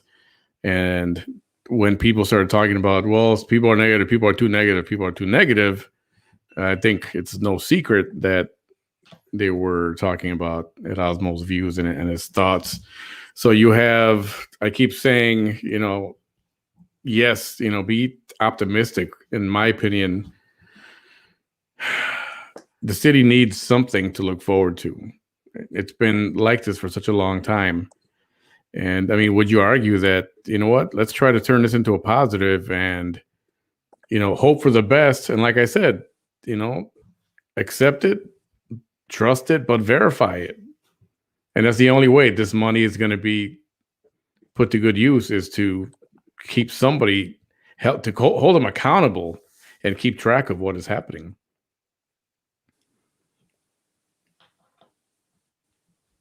Manny, since my name was mentioned, can I say something really quick? Yes, sir. Let me say, guys, look, they can only use the Erasmus being negative for so long, guys, without it getting old. Look, my concern is for that which makes Brownsville, guys. And I'm going to use one quick example, folks.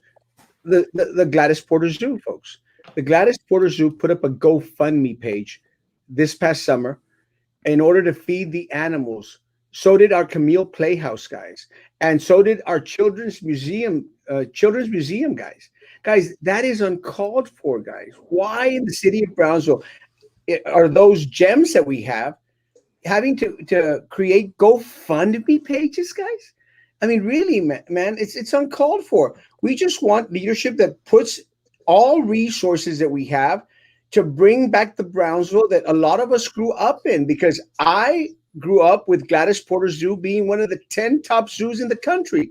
That's all I want, guys. I want us to have an amazing airport. We used to have the hemisphere to the Americas here in Brownsville, the airport, guys. All I want is the Brownsville that we grew up in order to make it even better to leave to our children out there. Guys, they can say that I'm being negative all they want. God bless them, guys. It's not being negative. It's just hoping for a better future for our children today and tomorrow, guys. And I'm sorry, as people might get offended and say, well, what does the zoo have to do with it? It is indicative, guys. It is indicative of where the priorities for this city commission and this mayor have been. And unfortunately, it's not being placed on that which makes Brownsville shine. Very well said. Anyone else want to jump in on this? Any additional comments on this topic? The one about being negative, Manny? Yes. That people are saying that Erasmo's too negative, or that anybody is being too negative? Either. It's been said that people are being too negative. I think that there's some truth to that. You can certainly make the argument that people are being negative. The question is, are they being negative unjustly so, or is it a facts-based negativity? And I think that in many cases it is a fact-based negativity. Now, could we try to put a positive spin on it? But this is what we hear from individuals who would, rather than face that negativity, would rather kind of brush it away and say, there's nothing to see here, everything's fine. We call that gaslighting. So I think that it's about time that our gaslighters stop doing that and instead start addressing the negativity, whether it's an individual negativity that's coming through the city commission meetings, public statements, or whether it's coming on their Facebook pages where they're being called out for misdoings, hypocrisies, double speak, what have you. I mean, it's time to face those things. And it's unfortunate, but the fact remains that with social media, we all have a different level of voice. Manny behind the mic, Erasmo with his show, you have a level of voice. Then you get to people that are just, your everyday Facebookers. They have another voice. And so maybe the people that are right now screaming the loudest are the ones with the loudest voice, but that doesn't preclude them from having their thoughts and ideas, or what they are, what they're repeating from the general public, having no value. So I'd say anyone who's in a position of power, accept the criticism and address the criticism rather than try to shoo it away like it doesn't exist. Very well said. Anyone else have anything to add here before we move on? Almost wrapping up here. Just briefly, I would say for anyone that has concerns about negativity, just fact check. It's simple. I know what Erasmo says, the reports are there. Look them up. It's fact check. Like they say, trust but verify. And if it's true, then anyone who's being negative about it has a right to be negative because it needs to be exposed. If it's not, then we need to correct the rhetoric out there. But trust but verify. Thank you. And I want to highlight this comment again, Abel. Imagine what you four would be able to accomplish together. Right. The brains that you guys have, the experience, the creativity. I mean, putting you guys together would be, if you guys could work together regardless of the outcome of this, would be, I'll say it, freaking amazing. 100%. Me first. I'm on top. Sorry. Let me say real quick. I'm sorry. I commit. I promise, Mr. Los Santos. I promise, Jessica. I promise, Mr. Elizondo. I promise that no matter what the outcome, guys, no matter what the outcome, I will stand by your side as long as you're fighting for Brownsville. I don't care if I don't make it. I don't care if two of y'all don't make it. I want all four of us to commit that we're going to join forces and continue to fight for Brownsville no matter what the outcome is. I make that promise. Carlos? Right. I agree. And I think it just touching base on the negativity, and a lot of it is not because we are being negative, but because we're the voice of the people that support us. And their concerns are put to us to be able to voice them, because some of these individuals are scared to be able to come out here on a blog or media, because they know the attacks come, and they come with razor sharp edges. And you know this. I mean, we've all been attacked, some of us more than others, but it's not being really negative. It's being the voice of the people that actually trust us to be able to carry their baton forward. And I think that's why sometimes Erasmo comes out as super negative, because he's got thousands of people calling him on a daily basis. Look at right now, he's not even paying attention, because he's already trying to listen to someone else. Someone else is texting him and telling him, hey, you know what, this is what it is. This is what's going on. Roy, same thing earlier. He's down there too, trying to, talk to people. People are calling him, because these are the individuals that are being held by a base of people who think, you know what, this is my voice. This is the person that I want to tell to be able to carry my concern or to be able to find the solution for the problem that I have now. This is the reason that I say we are 3 great individuals for District 3 and 1 for at large, because we are the people that are out there, and we are going to take jabs, and some of us are going to be cut deep, very deep, where it affects our family and our marriages at some point, but then again, we stand up and continue to fight. This is the reason we're out here. This is the reason that most often than not, we sound like we're negative. Erasmo more than others, right? But This is the reason that we are, because people actually send us stuff to be able to say, you know what, please carry this for me. And we do, and we have, and we will continue, regardless of whoever wins here. Hopefully Erasmo wins, but the three in District 3, whoever wins, I think that's going to continue to happen. That's just my point on the negativity. Thank you for your comment. Anyone else want to jump in on that before we start to wrap it up here? Good. We will continue. Everyone, thank you for tuning in. First of all, again, 4 of you have such the amount of brain power between the 4 of you and what you could accomplish would be freaking amazing. I have to say that again. I think ultimately what everybody wants is for all you guys to work together and try to accomplish stuff, make noise, and maybe turn that negativity, maybe turn it into more of a optimism, and maybe we can turn things around so that, the word I was going to use before was cynical. People are cynical, and they have a reason to be. They've been given nothing but, I'll say it, crap, and nothing to look forward to, and just bad things that keep happening. So I do thank you all for visiting tonight and expressing your comments and concerns. We'll start to wrap it up with, since I've got Carlos here, is there something in particular you wish to accomplish while serving on the city commission?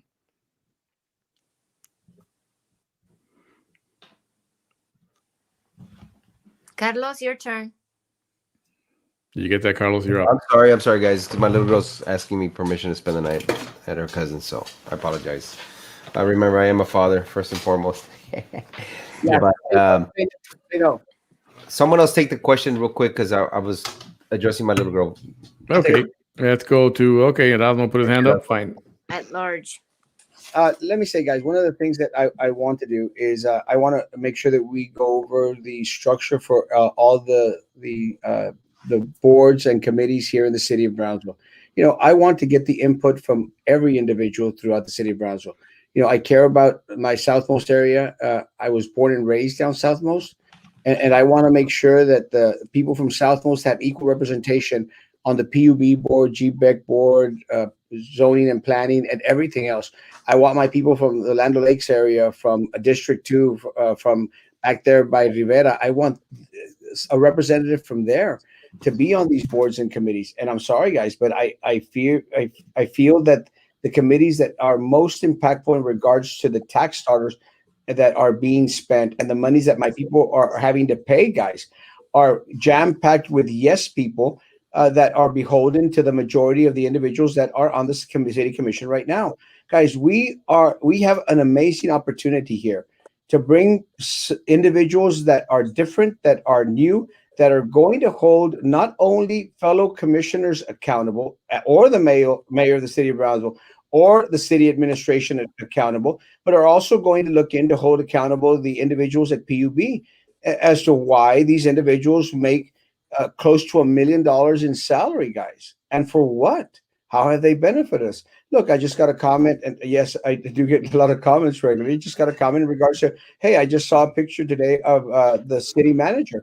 You didn't know who he was. And look, guys, it's a sad situation when we who are in that little political circle, because we are seeking office, we know who the city manager is, but most of my people from South, most of my people from District 2, some of my people from District 3, or most of them, District 4, have never even seen the city manager, guys. And that's just very unfortunate. And then they come up with the excuse that, oh, well, we have workshops. Guys, my people have to work 2-3 jobs, guys, because there's absolutely no economic development, as we saw at the CDCB meeting. We are stagnant. And even when they produced the charts saying that we are stagnant, guys, even then, Commissioner Neese came out and said, no, we're not. They were showing the charts. They were showing the numbers. And he was still adamant that, well, we're not stagnant.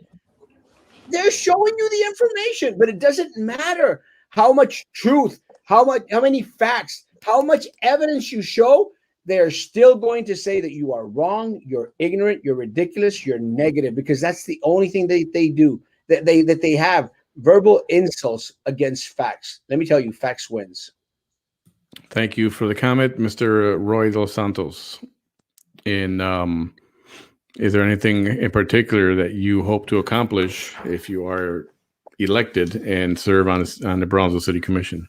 Absolutely. Brownsville making its people's needs the top priority, raising the level of our infrastructure to where it's first class, and changing the permitting process so that business owners aren't saying Brownsville's the toughest city to work with, but people saying Brownsville has got it together. That's a first class operation. We want to go open businesses down there. That's what I hope to accomplish as a commissioner for the city. Very good. Carlos, you okay to come up now? Most definitely. Yes, sir. I guess the biggest thing that I hope to accomplish is to make sure that we prepare or be at least as close to prepare for the next emergency disaster that we're going to have, because I think that affects 100% of the city. So if we're able to even come close to being prepared, I think we're able to save a lot more lives than we did the last time during this pandemic and the freeze. And by doing so is we have to empower our employees and our citizens to be able to stand up and do what they are been trained for without being or even having a thought of retaliation by any, I'm talking about any elected official within the city. They should never, even if they do something wrong, never should fear that they will lose their job because one commissioner or the other have come together as a team to be able to start getting rid of any directors or any employees within the city. If we can stop that, the citizens of Brownsville will empower the directors of each and every department to do the right thing, and this city will grow immediately. Thank you very much. Ms. Jessica? Let me first start by saying that if you could take all the candidates and take their best qualities and put them all together into one, we would have an amazing leader. But since we can't do that, you have me. And so there you go, guys. You're a comedian. I'm just lovely that way. No, I mean it though, from the bottom of my heart. I think that there's so much that the city deserves, first and foremost, and these are all great ideas that everybody has shared. As far as to what's the one thing that I would want to accomplish, I mean, there's too many to honestly to narrow it down to one. But first of all, I would want that the city commission would accomplish the one goal, and that is unity and working together as a commission for the betterment of the people, first and foremost. Otherwise, we cannot get anything done, no matter how great our ideas are. Number two, we must look at that budget. We must go through the budget. It's time that we get a commission that's willing to look at the numbers and the facts and those charts instead of just rubber stamping everything, okay, go, go, go, and throwing money away, literally. Money that could be benefiting the community, whether it's through infrastructure, whether it's through community policing and our relationship that we have with our PD that is here to protect and serve us, whether it's the beautification of our city through recycling centers that we can start incorporating. And also, and Roy did mention it, and I'll say it because it's also on my literature, is being an advocate for businesses, small and large, but particularly our small businesses, helping them to thrive in our community so that they can, as we help them, they help us. Again, there's so much to do, but first and foremost, work together and let's look at that budget so that we can all take advantage and benefit from it rather than seeing our money just be thrown out the window into consultants and special interests and what have you. So there you go. Vote for Jessica Puente Bradshaw, District 3 City Commissioner. Thank you. And you will be given all a chance to give your own closing little statement. So, the one thing you'd like to accomplish if you get voted in? Let me say, guys, that I've almost already answered this question, but I'll take more time up. Guys, I want to unite the Brownsville City Commission. I want to unite administration, everyone, and start pointing them in the right direction. And by that, I mean, guys, let's all start working for the city of Brownsville, guys.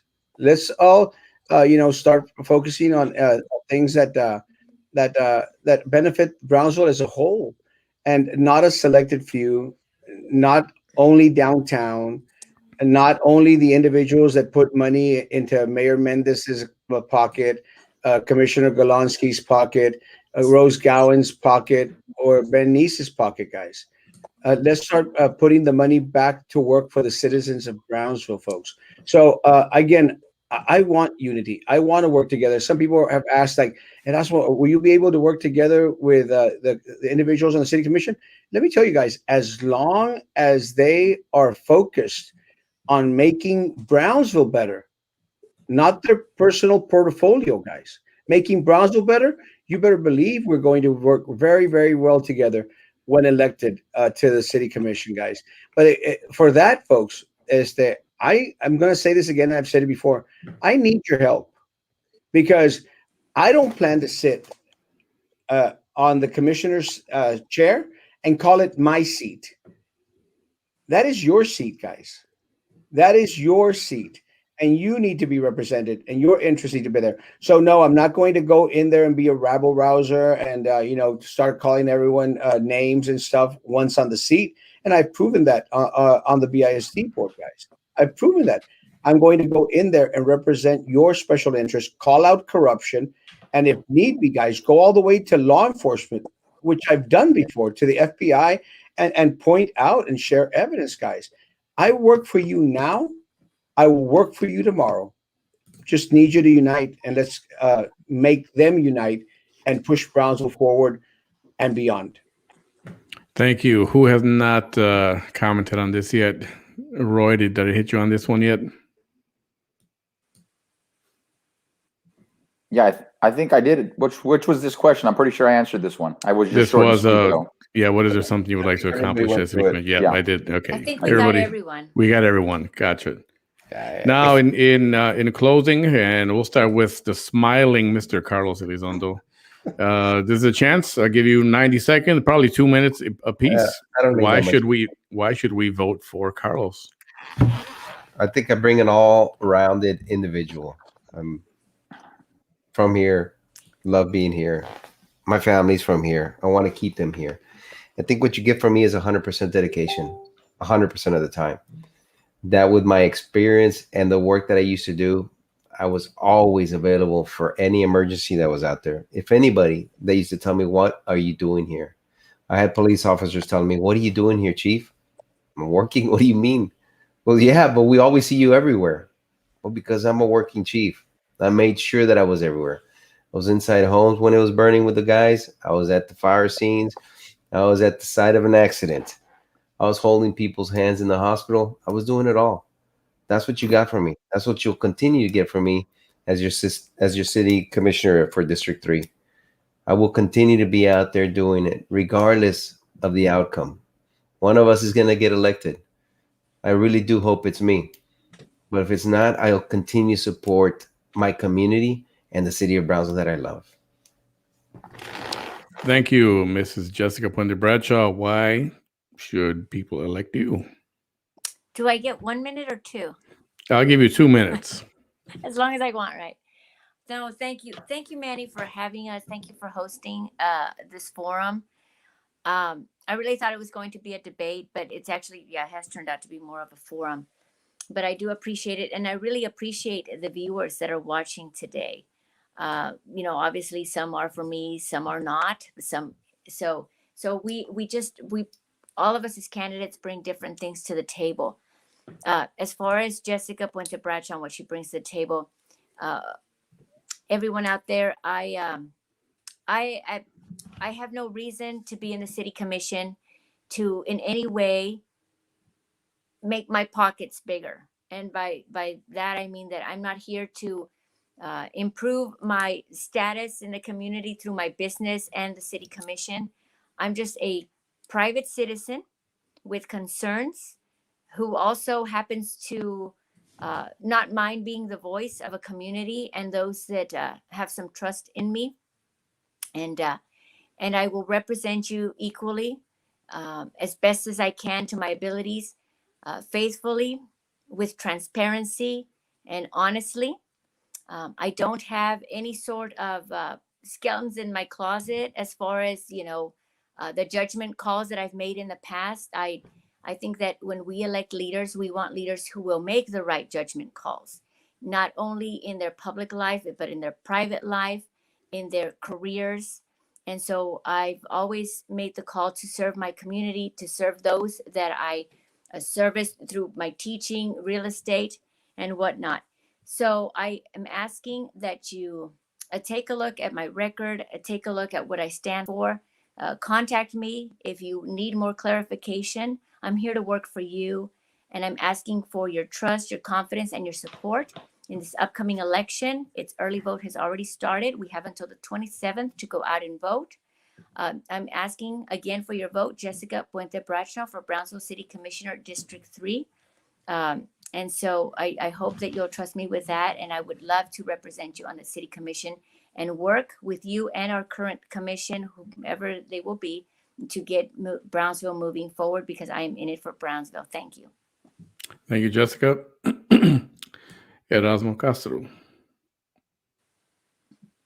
Guys, let me say this, as cliche as it may sound, guys, there's no more important election for the city of Brownsville than this one, guys.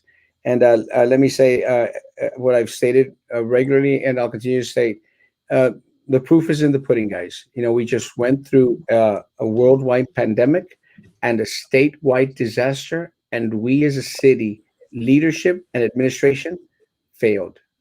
We failed, and not so much because we didn't do anything substantial, is because we didn't do anything at all. And guys, again, just to have the presence of our folk out there would have been life-changing. And there's something that you will get from Erasmo Castro. You will see Erasmo Castro on a daily basis, guys, coming out here, guys, and letting you know exactly what's going on. I am transparent. I am accountable. I've served as an elected official at the Brownsville Independent School District, guys, and I did great things for the district. And again, I'll tout those on my own page, and I've stated it before. Guys, I am ready to serve. I am a fiscally conservative individual whose only dream is that Brownsville flourish and regain the status that it had back in the heyday, and onto much better and brighter things for us all. And again, guys, with Erasmo Castro on the commission, I promise transparency, accountability, and every single day, twice a day, except on Sunday, twice a day, you will be hearing from me directly, and I will be sharing with you all the progress that we together, you and me, will make for the city of Brownsville. So again, I share the sentiment. Thank you so much, Manny. Thank you so much, Manny, behind the mic, for offering this avenue. Let me say, I will say this is probably one of the best forum that I've been at. And I greatly appreciate the candidates from District 3. And, guys, please, let's commit to, no matter what the outcome, let's work together, guys, for the betterment of Brownsville, please. God bless. Thank you. Well said. Mr. Los Santos. Thank you, Manny, and thank you to the rest of the candidates who came on tonight, and to the viewers who are sticking with these shows even when we go way over time, to educate yourselves. That is so important. Am I asking for your vote? Absolutely. But more importantly, I'm just asking that you get out and vote, regardless of who you're voting for, because citizens who take the time to educate themselves, you are the people we need going to the ballot box and deciding who you want to represent you and who the next leaders of the city should be. Who you'll get with Roy de los Santos, absolutely accountability. A perfect example of that, you can go to my website right now and you'll see all of my filings, including my campaign finance report. That came about because the city of Brownsville was taking a little too long to get those out. The bloggers were already talking about how other cities get it in 24 hours, and Brownsville did not get those finance reports up that quick. I didn't want to wait to see how long it would take. I wanted to put mine out there for the world to see. That's the type of transparency and accountability I believe you should have from any public servant and anyone who wants to be a public servant. And as far as my time, I know some folks have asked about how I can serve the city and the needs of the people when I serve on so many boards.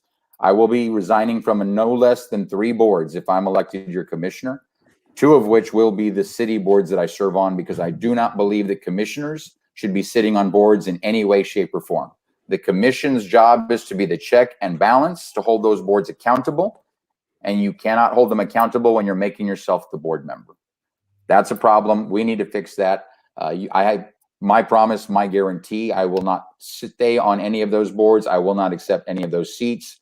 The one thing I will do, especially as it pertains to GBIC, I'm going to dig further, because I'm not satisfied that all the questions have been answered by the audit.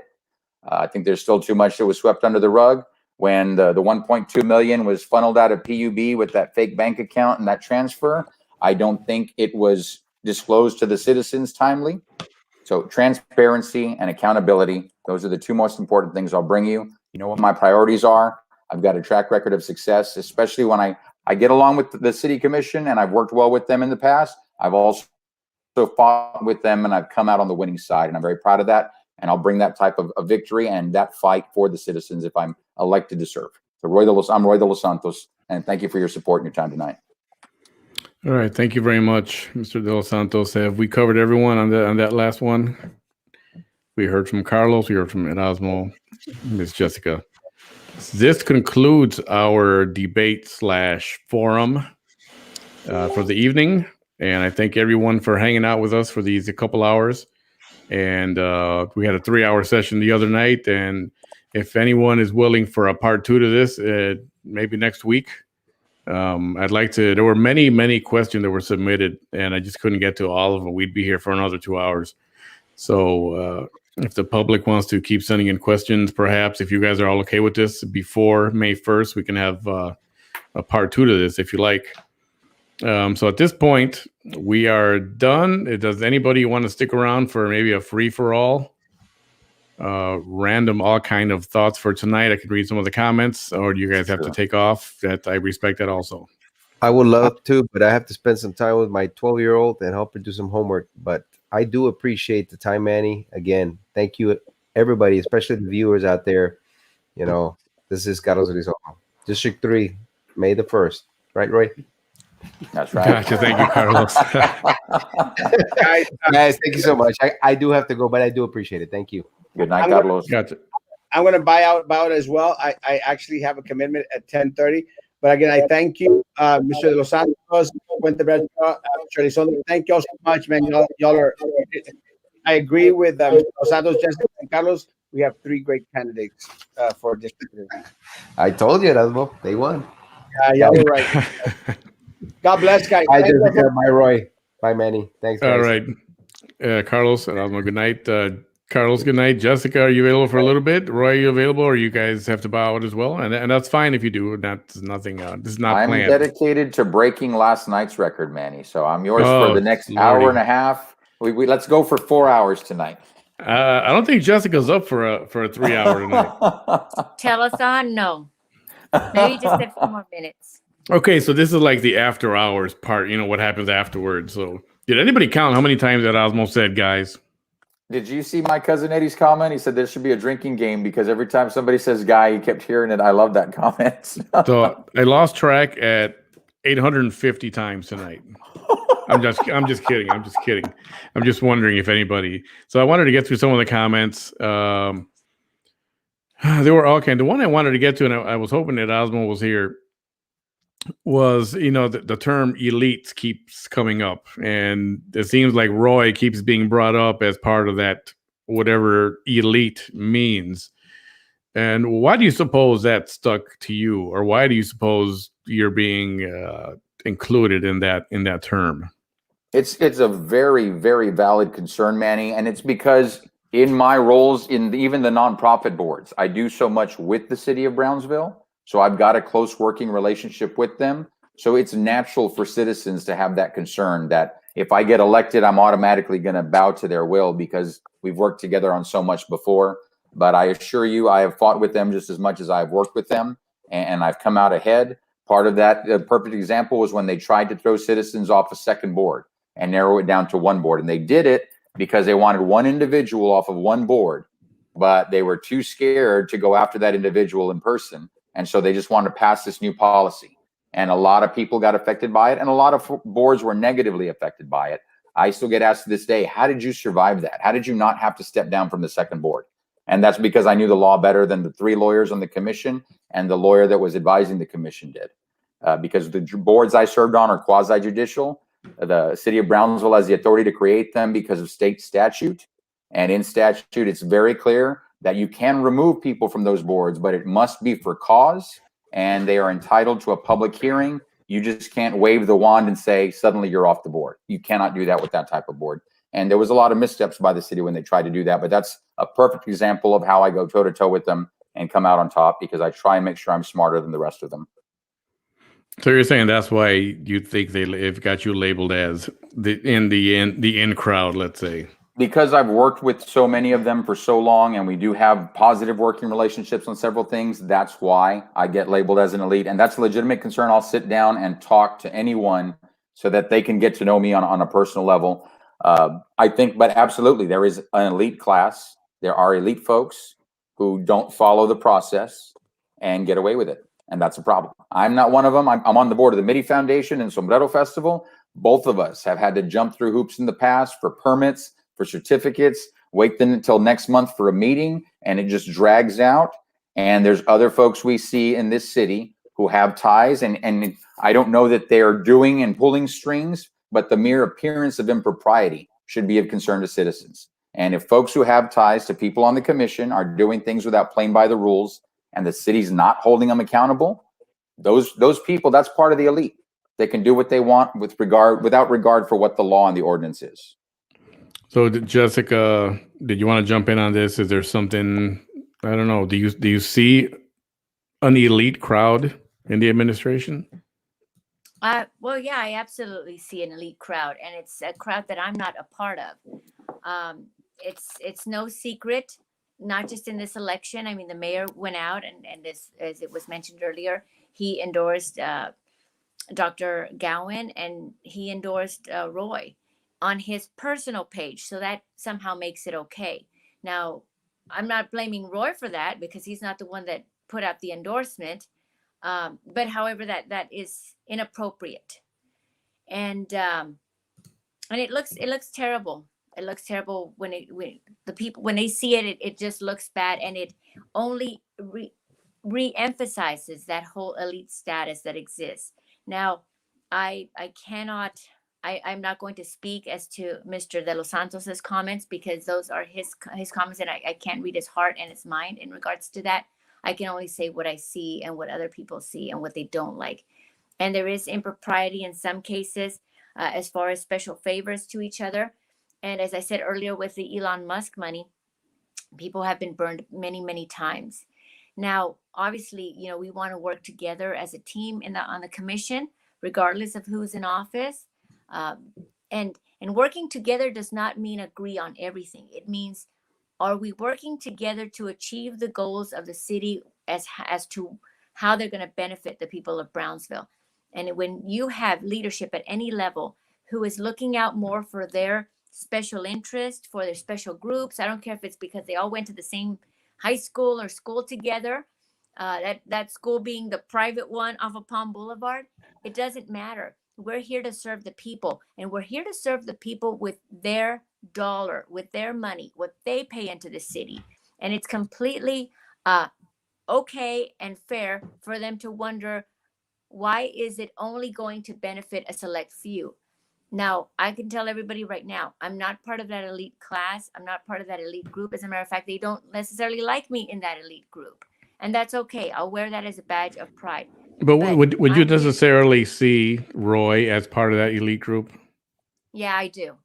So, I mean, it is. But like I said earlier, I can't speak to how what he's got in his mind or doesn't.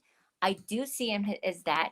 And unfortunately, and I will say this to Roy, unfortunately, the fact that the mayor endorsed you publicly on his personal page does not bode well, for you in the eyes of the public. So what Roy decides that he wants to do with that, and like I said, I won't blame Roy for it because he wasn't the one that put out the endorsement. It's really up to Roy to decide how he wants to handle that. And it just looks bad. It didn't even have to be Roy. It could be, I don't know, it could be X person, but that's what people are going to see. And so, yeah, it looks bad. The Or did guy you want to should be respond to that at the all? guy should not take sides. The mayor, and when I say the guy, I mean the mayor. The mayor nor any sitting commissioner should take any sides to anybody in any race. Now, I can understand if there's a runoff and or whatever, maybe that's another situation, but he should not. And I will say this, and I'll just add this one little thing. It has nothing to do with Roy, but Mayor Mendez, when on his LinkedIn, he had that his position was like some sort of a board real or election member to Joe Biden. Frankly, if I was mayor of the city of Brownsville and then I was working for some presidential candidate, my subtitle, my caption on my LinkedIn would not be for any political off or anybody running for office. It would be for the people of Brownsville, in this case, mayor.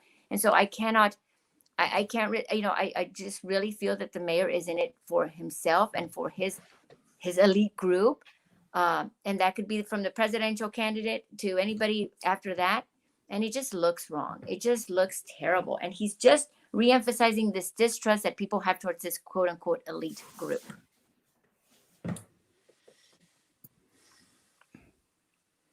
Oh, yeah, Would as you far like as to my respond? response, absolutely, and I respect Jessica's thoughts on that, because definitely, like I said, that's why that perception is there, because I've got a long history of a productive working relationship with the commission, and yeah, when the mayor endorses me, even if it's on his personal page, that's going to make me look like part of the clique.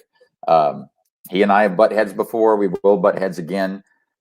Should a mayor give an endorsement in an official capacity? Absolutely not. And I think the question I would ask is, do you have to give up your own individual freedoms just because you're serving? Or as long as you're serving faithfully and executing the duties of that job, shouldn't you still be afforded the rights that any other citizen gets, regardless of what it is? And sometimes that's on your personal page. And would I do that personally? I don't know. I'm not in that position. I'd like to think I would exercise very good judgment, but I don't know which way I'd go on that. But yeah, I respect that he's entitled to his individual freedoms. We should respect that if it's his personal page. I respect that as his personal page, and I thank him for the endorsement. But everyone should know that that does not make me part of the elite by any means. I have to jump through the hoops for permits and everything else, just like any other citizen.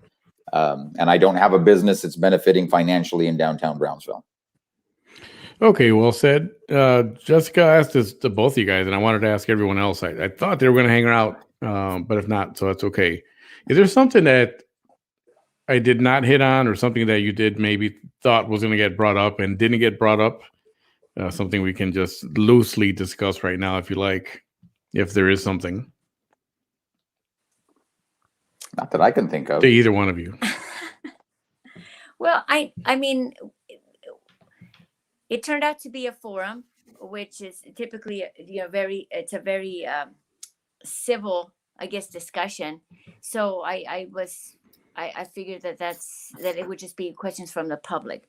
So I guess generally, no, I wasn't necessarily expecting anything.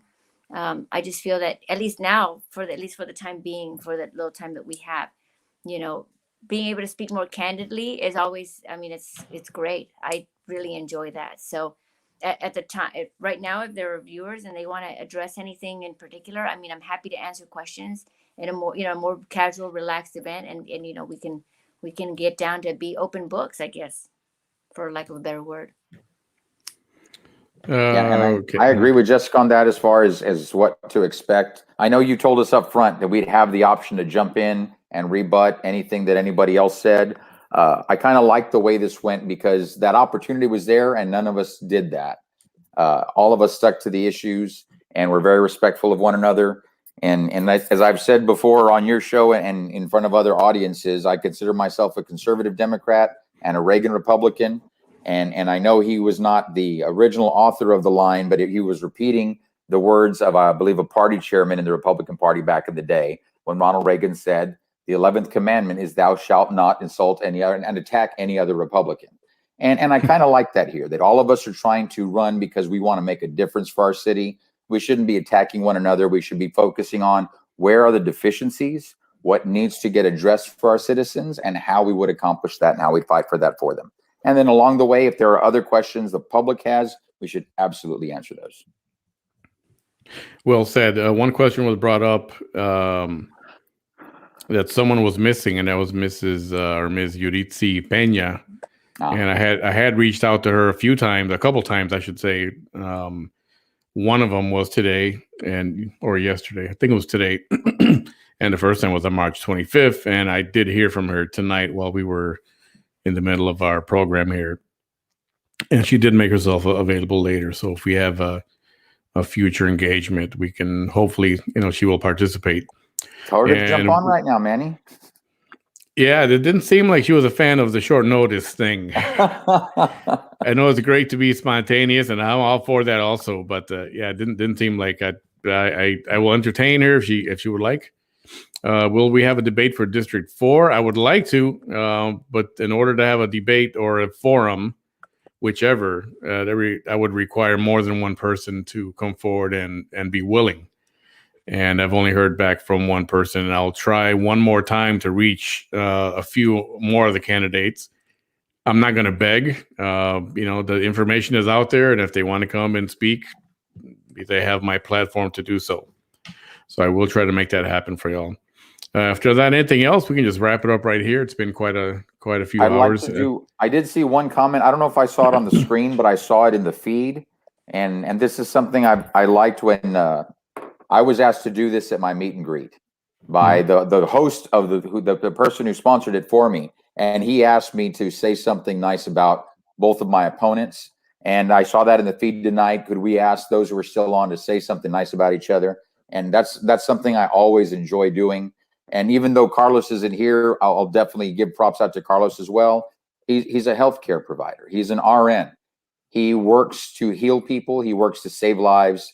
That's respectable. And he's a family man. He's a good family man. I know his in-laws, his wife, his mother-in-law, his father-in-law. I've known them for 30 years plus now. Great family, great people. So all my respect for being in the healthcare industry. And Jessica, an educator, an entrepreneur, a mother, and homeschooling her children. Amazing, amazing, amazing. You can't say anymore. Educators as a whole are undervalued and underappreciated and underpaid in our state. So I can't do anything other than sing their praises. And if I'm in a position where I can lobby further for them, I will do so. But that's a great thing about my opponent. Wife, mother, educator, entrepreneur, and wanting to be a public servant. That's admirable. That's awesome. Very nice. Jessica, did you want to get in on this? That's so nice of Roy. Send some love the other way. I will send some love the other way. No, I'll start with Carlos since he's not here. I will say the same things that Roy said about Carlos. He's really a genuine, fine individual with a wonderful family. They've always been so kind and supportive of me as well when I ran for at large. And so I don't have anything negative to say about Carlos. Just a genuine individual. And then as far as Roy, I mean, I don't know how he whips out that dictionary from his brain. He just has wonderful vocabulary, eloquent speaker. And I know that for anyone to take as much time out of their life to serve where he has served, I mean, that's definitely admirable. And I will say this, my daughter knocked at his door and she had nothing but nice things to say about him and his Roy t-shirt and his Roy mask. And she was a little shocked, Roy. But we were not expecting that. But no, she said really nice things about you, said you were very friendly and kind to her. And so, I'm sure that, regardless of who the people of Brownsville choose as their next commissioner, we will all try to do, I know it's in Roy as well, we'll all try to do the best that we can for the city. And so it's going to be a tough one. I'm still saying go vote for me, but no, yeah, absolutely. I mean, and you know what? Honestly, I think all three of us have great smiles. Yes. Oh, this place was full of great smiles. Absolutely. If it was all guys, I would have said, what is this, a handsome contest or something? But, we had the lovely Jessica. I really appreciate it. Thank you guys for even this after time. I know I think I labeled it as 1 hour, possibly 90 minutes. and now we're at well over 2 hours, almost reaching 2.5 hours. Love But it. I will say, people like this. People like to hear you guys. People like, not only in the forum setting, we'll call it, but then afterwards, a little more relaxed, maybe sling some mud around, Stuff. that has been thrown out there. Yeah.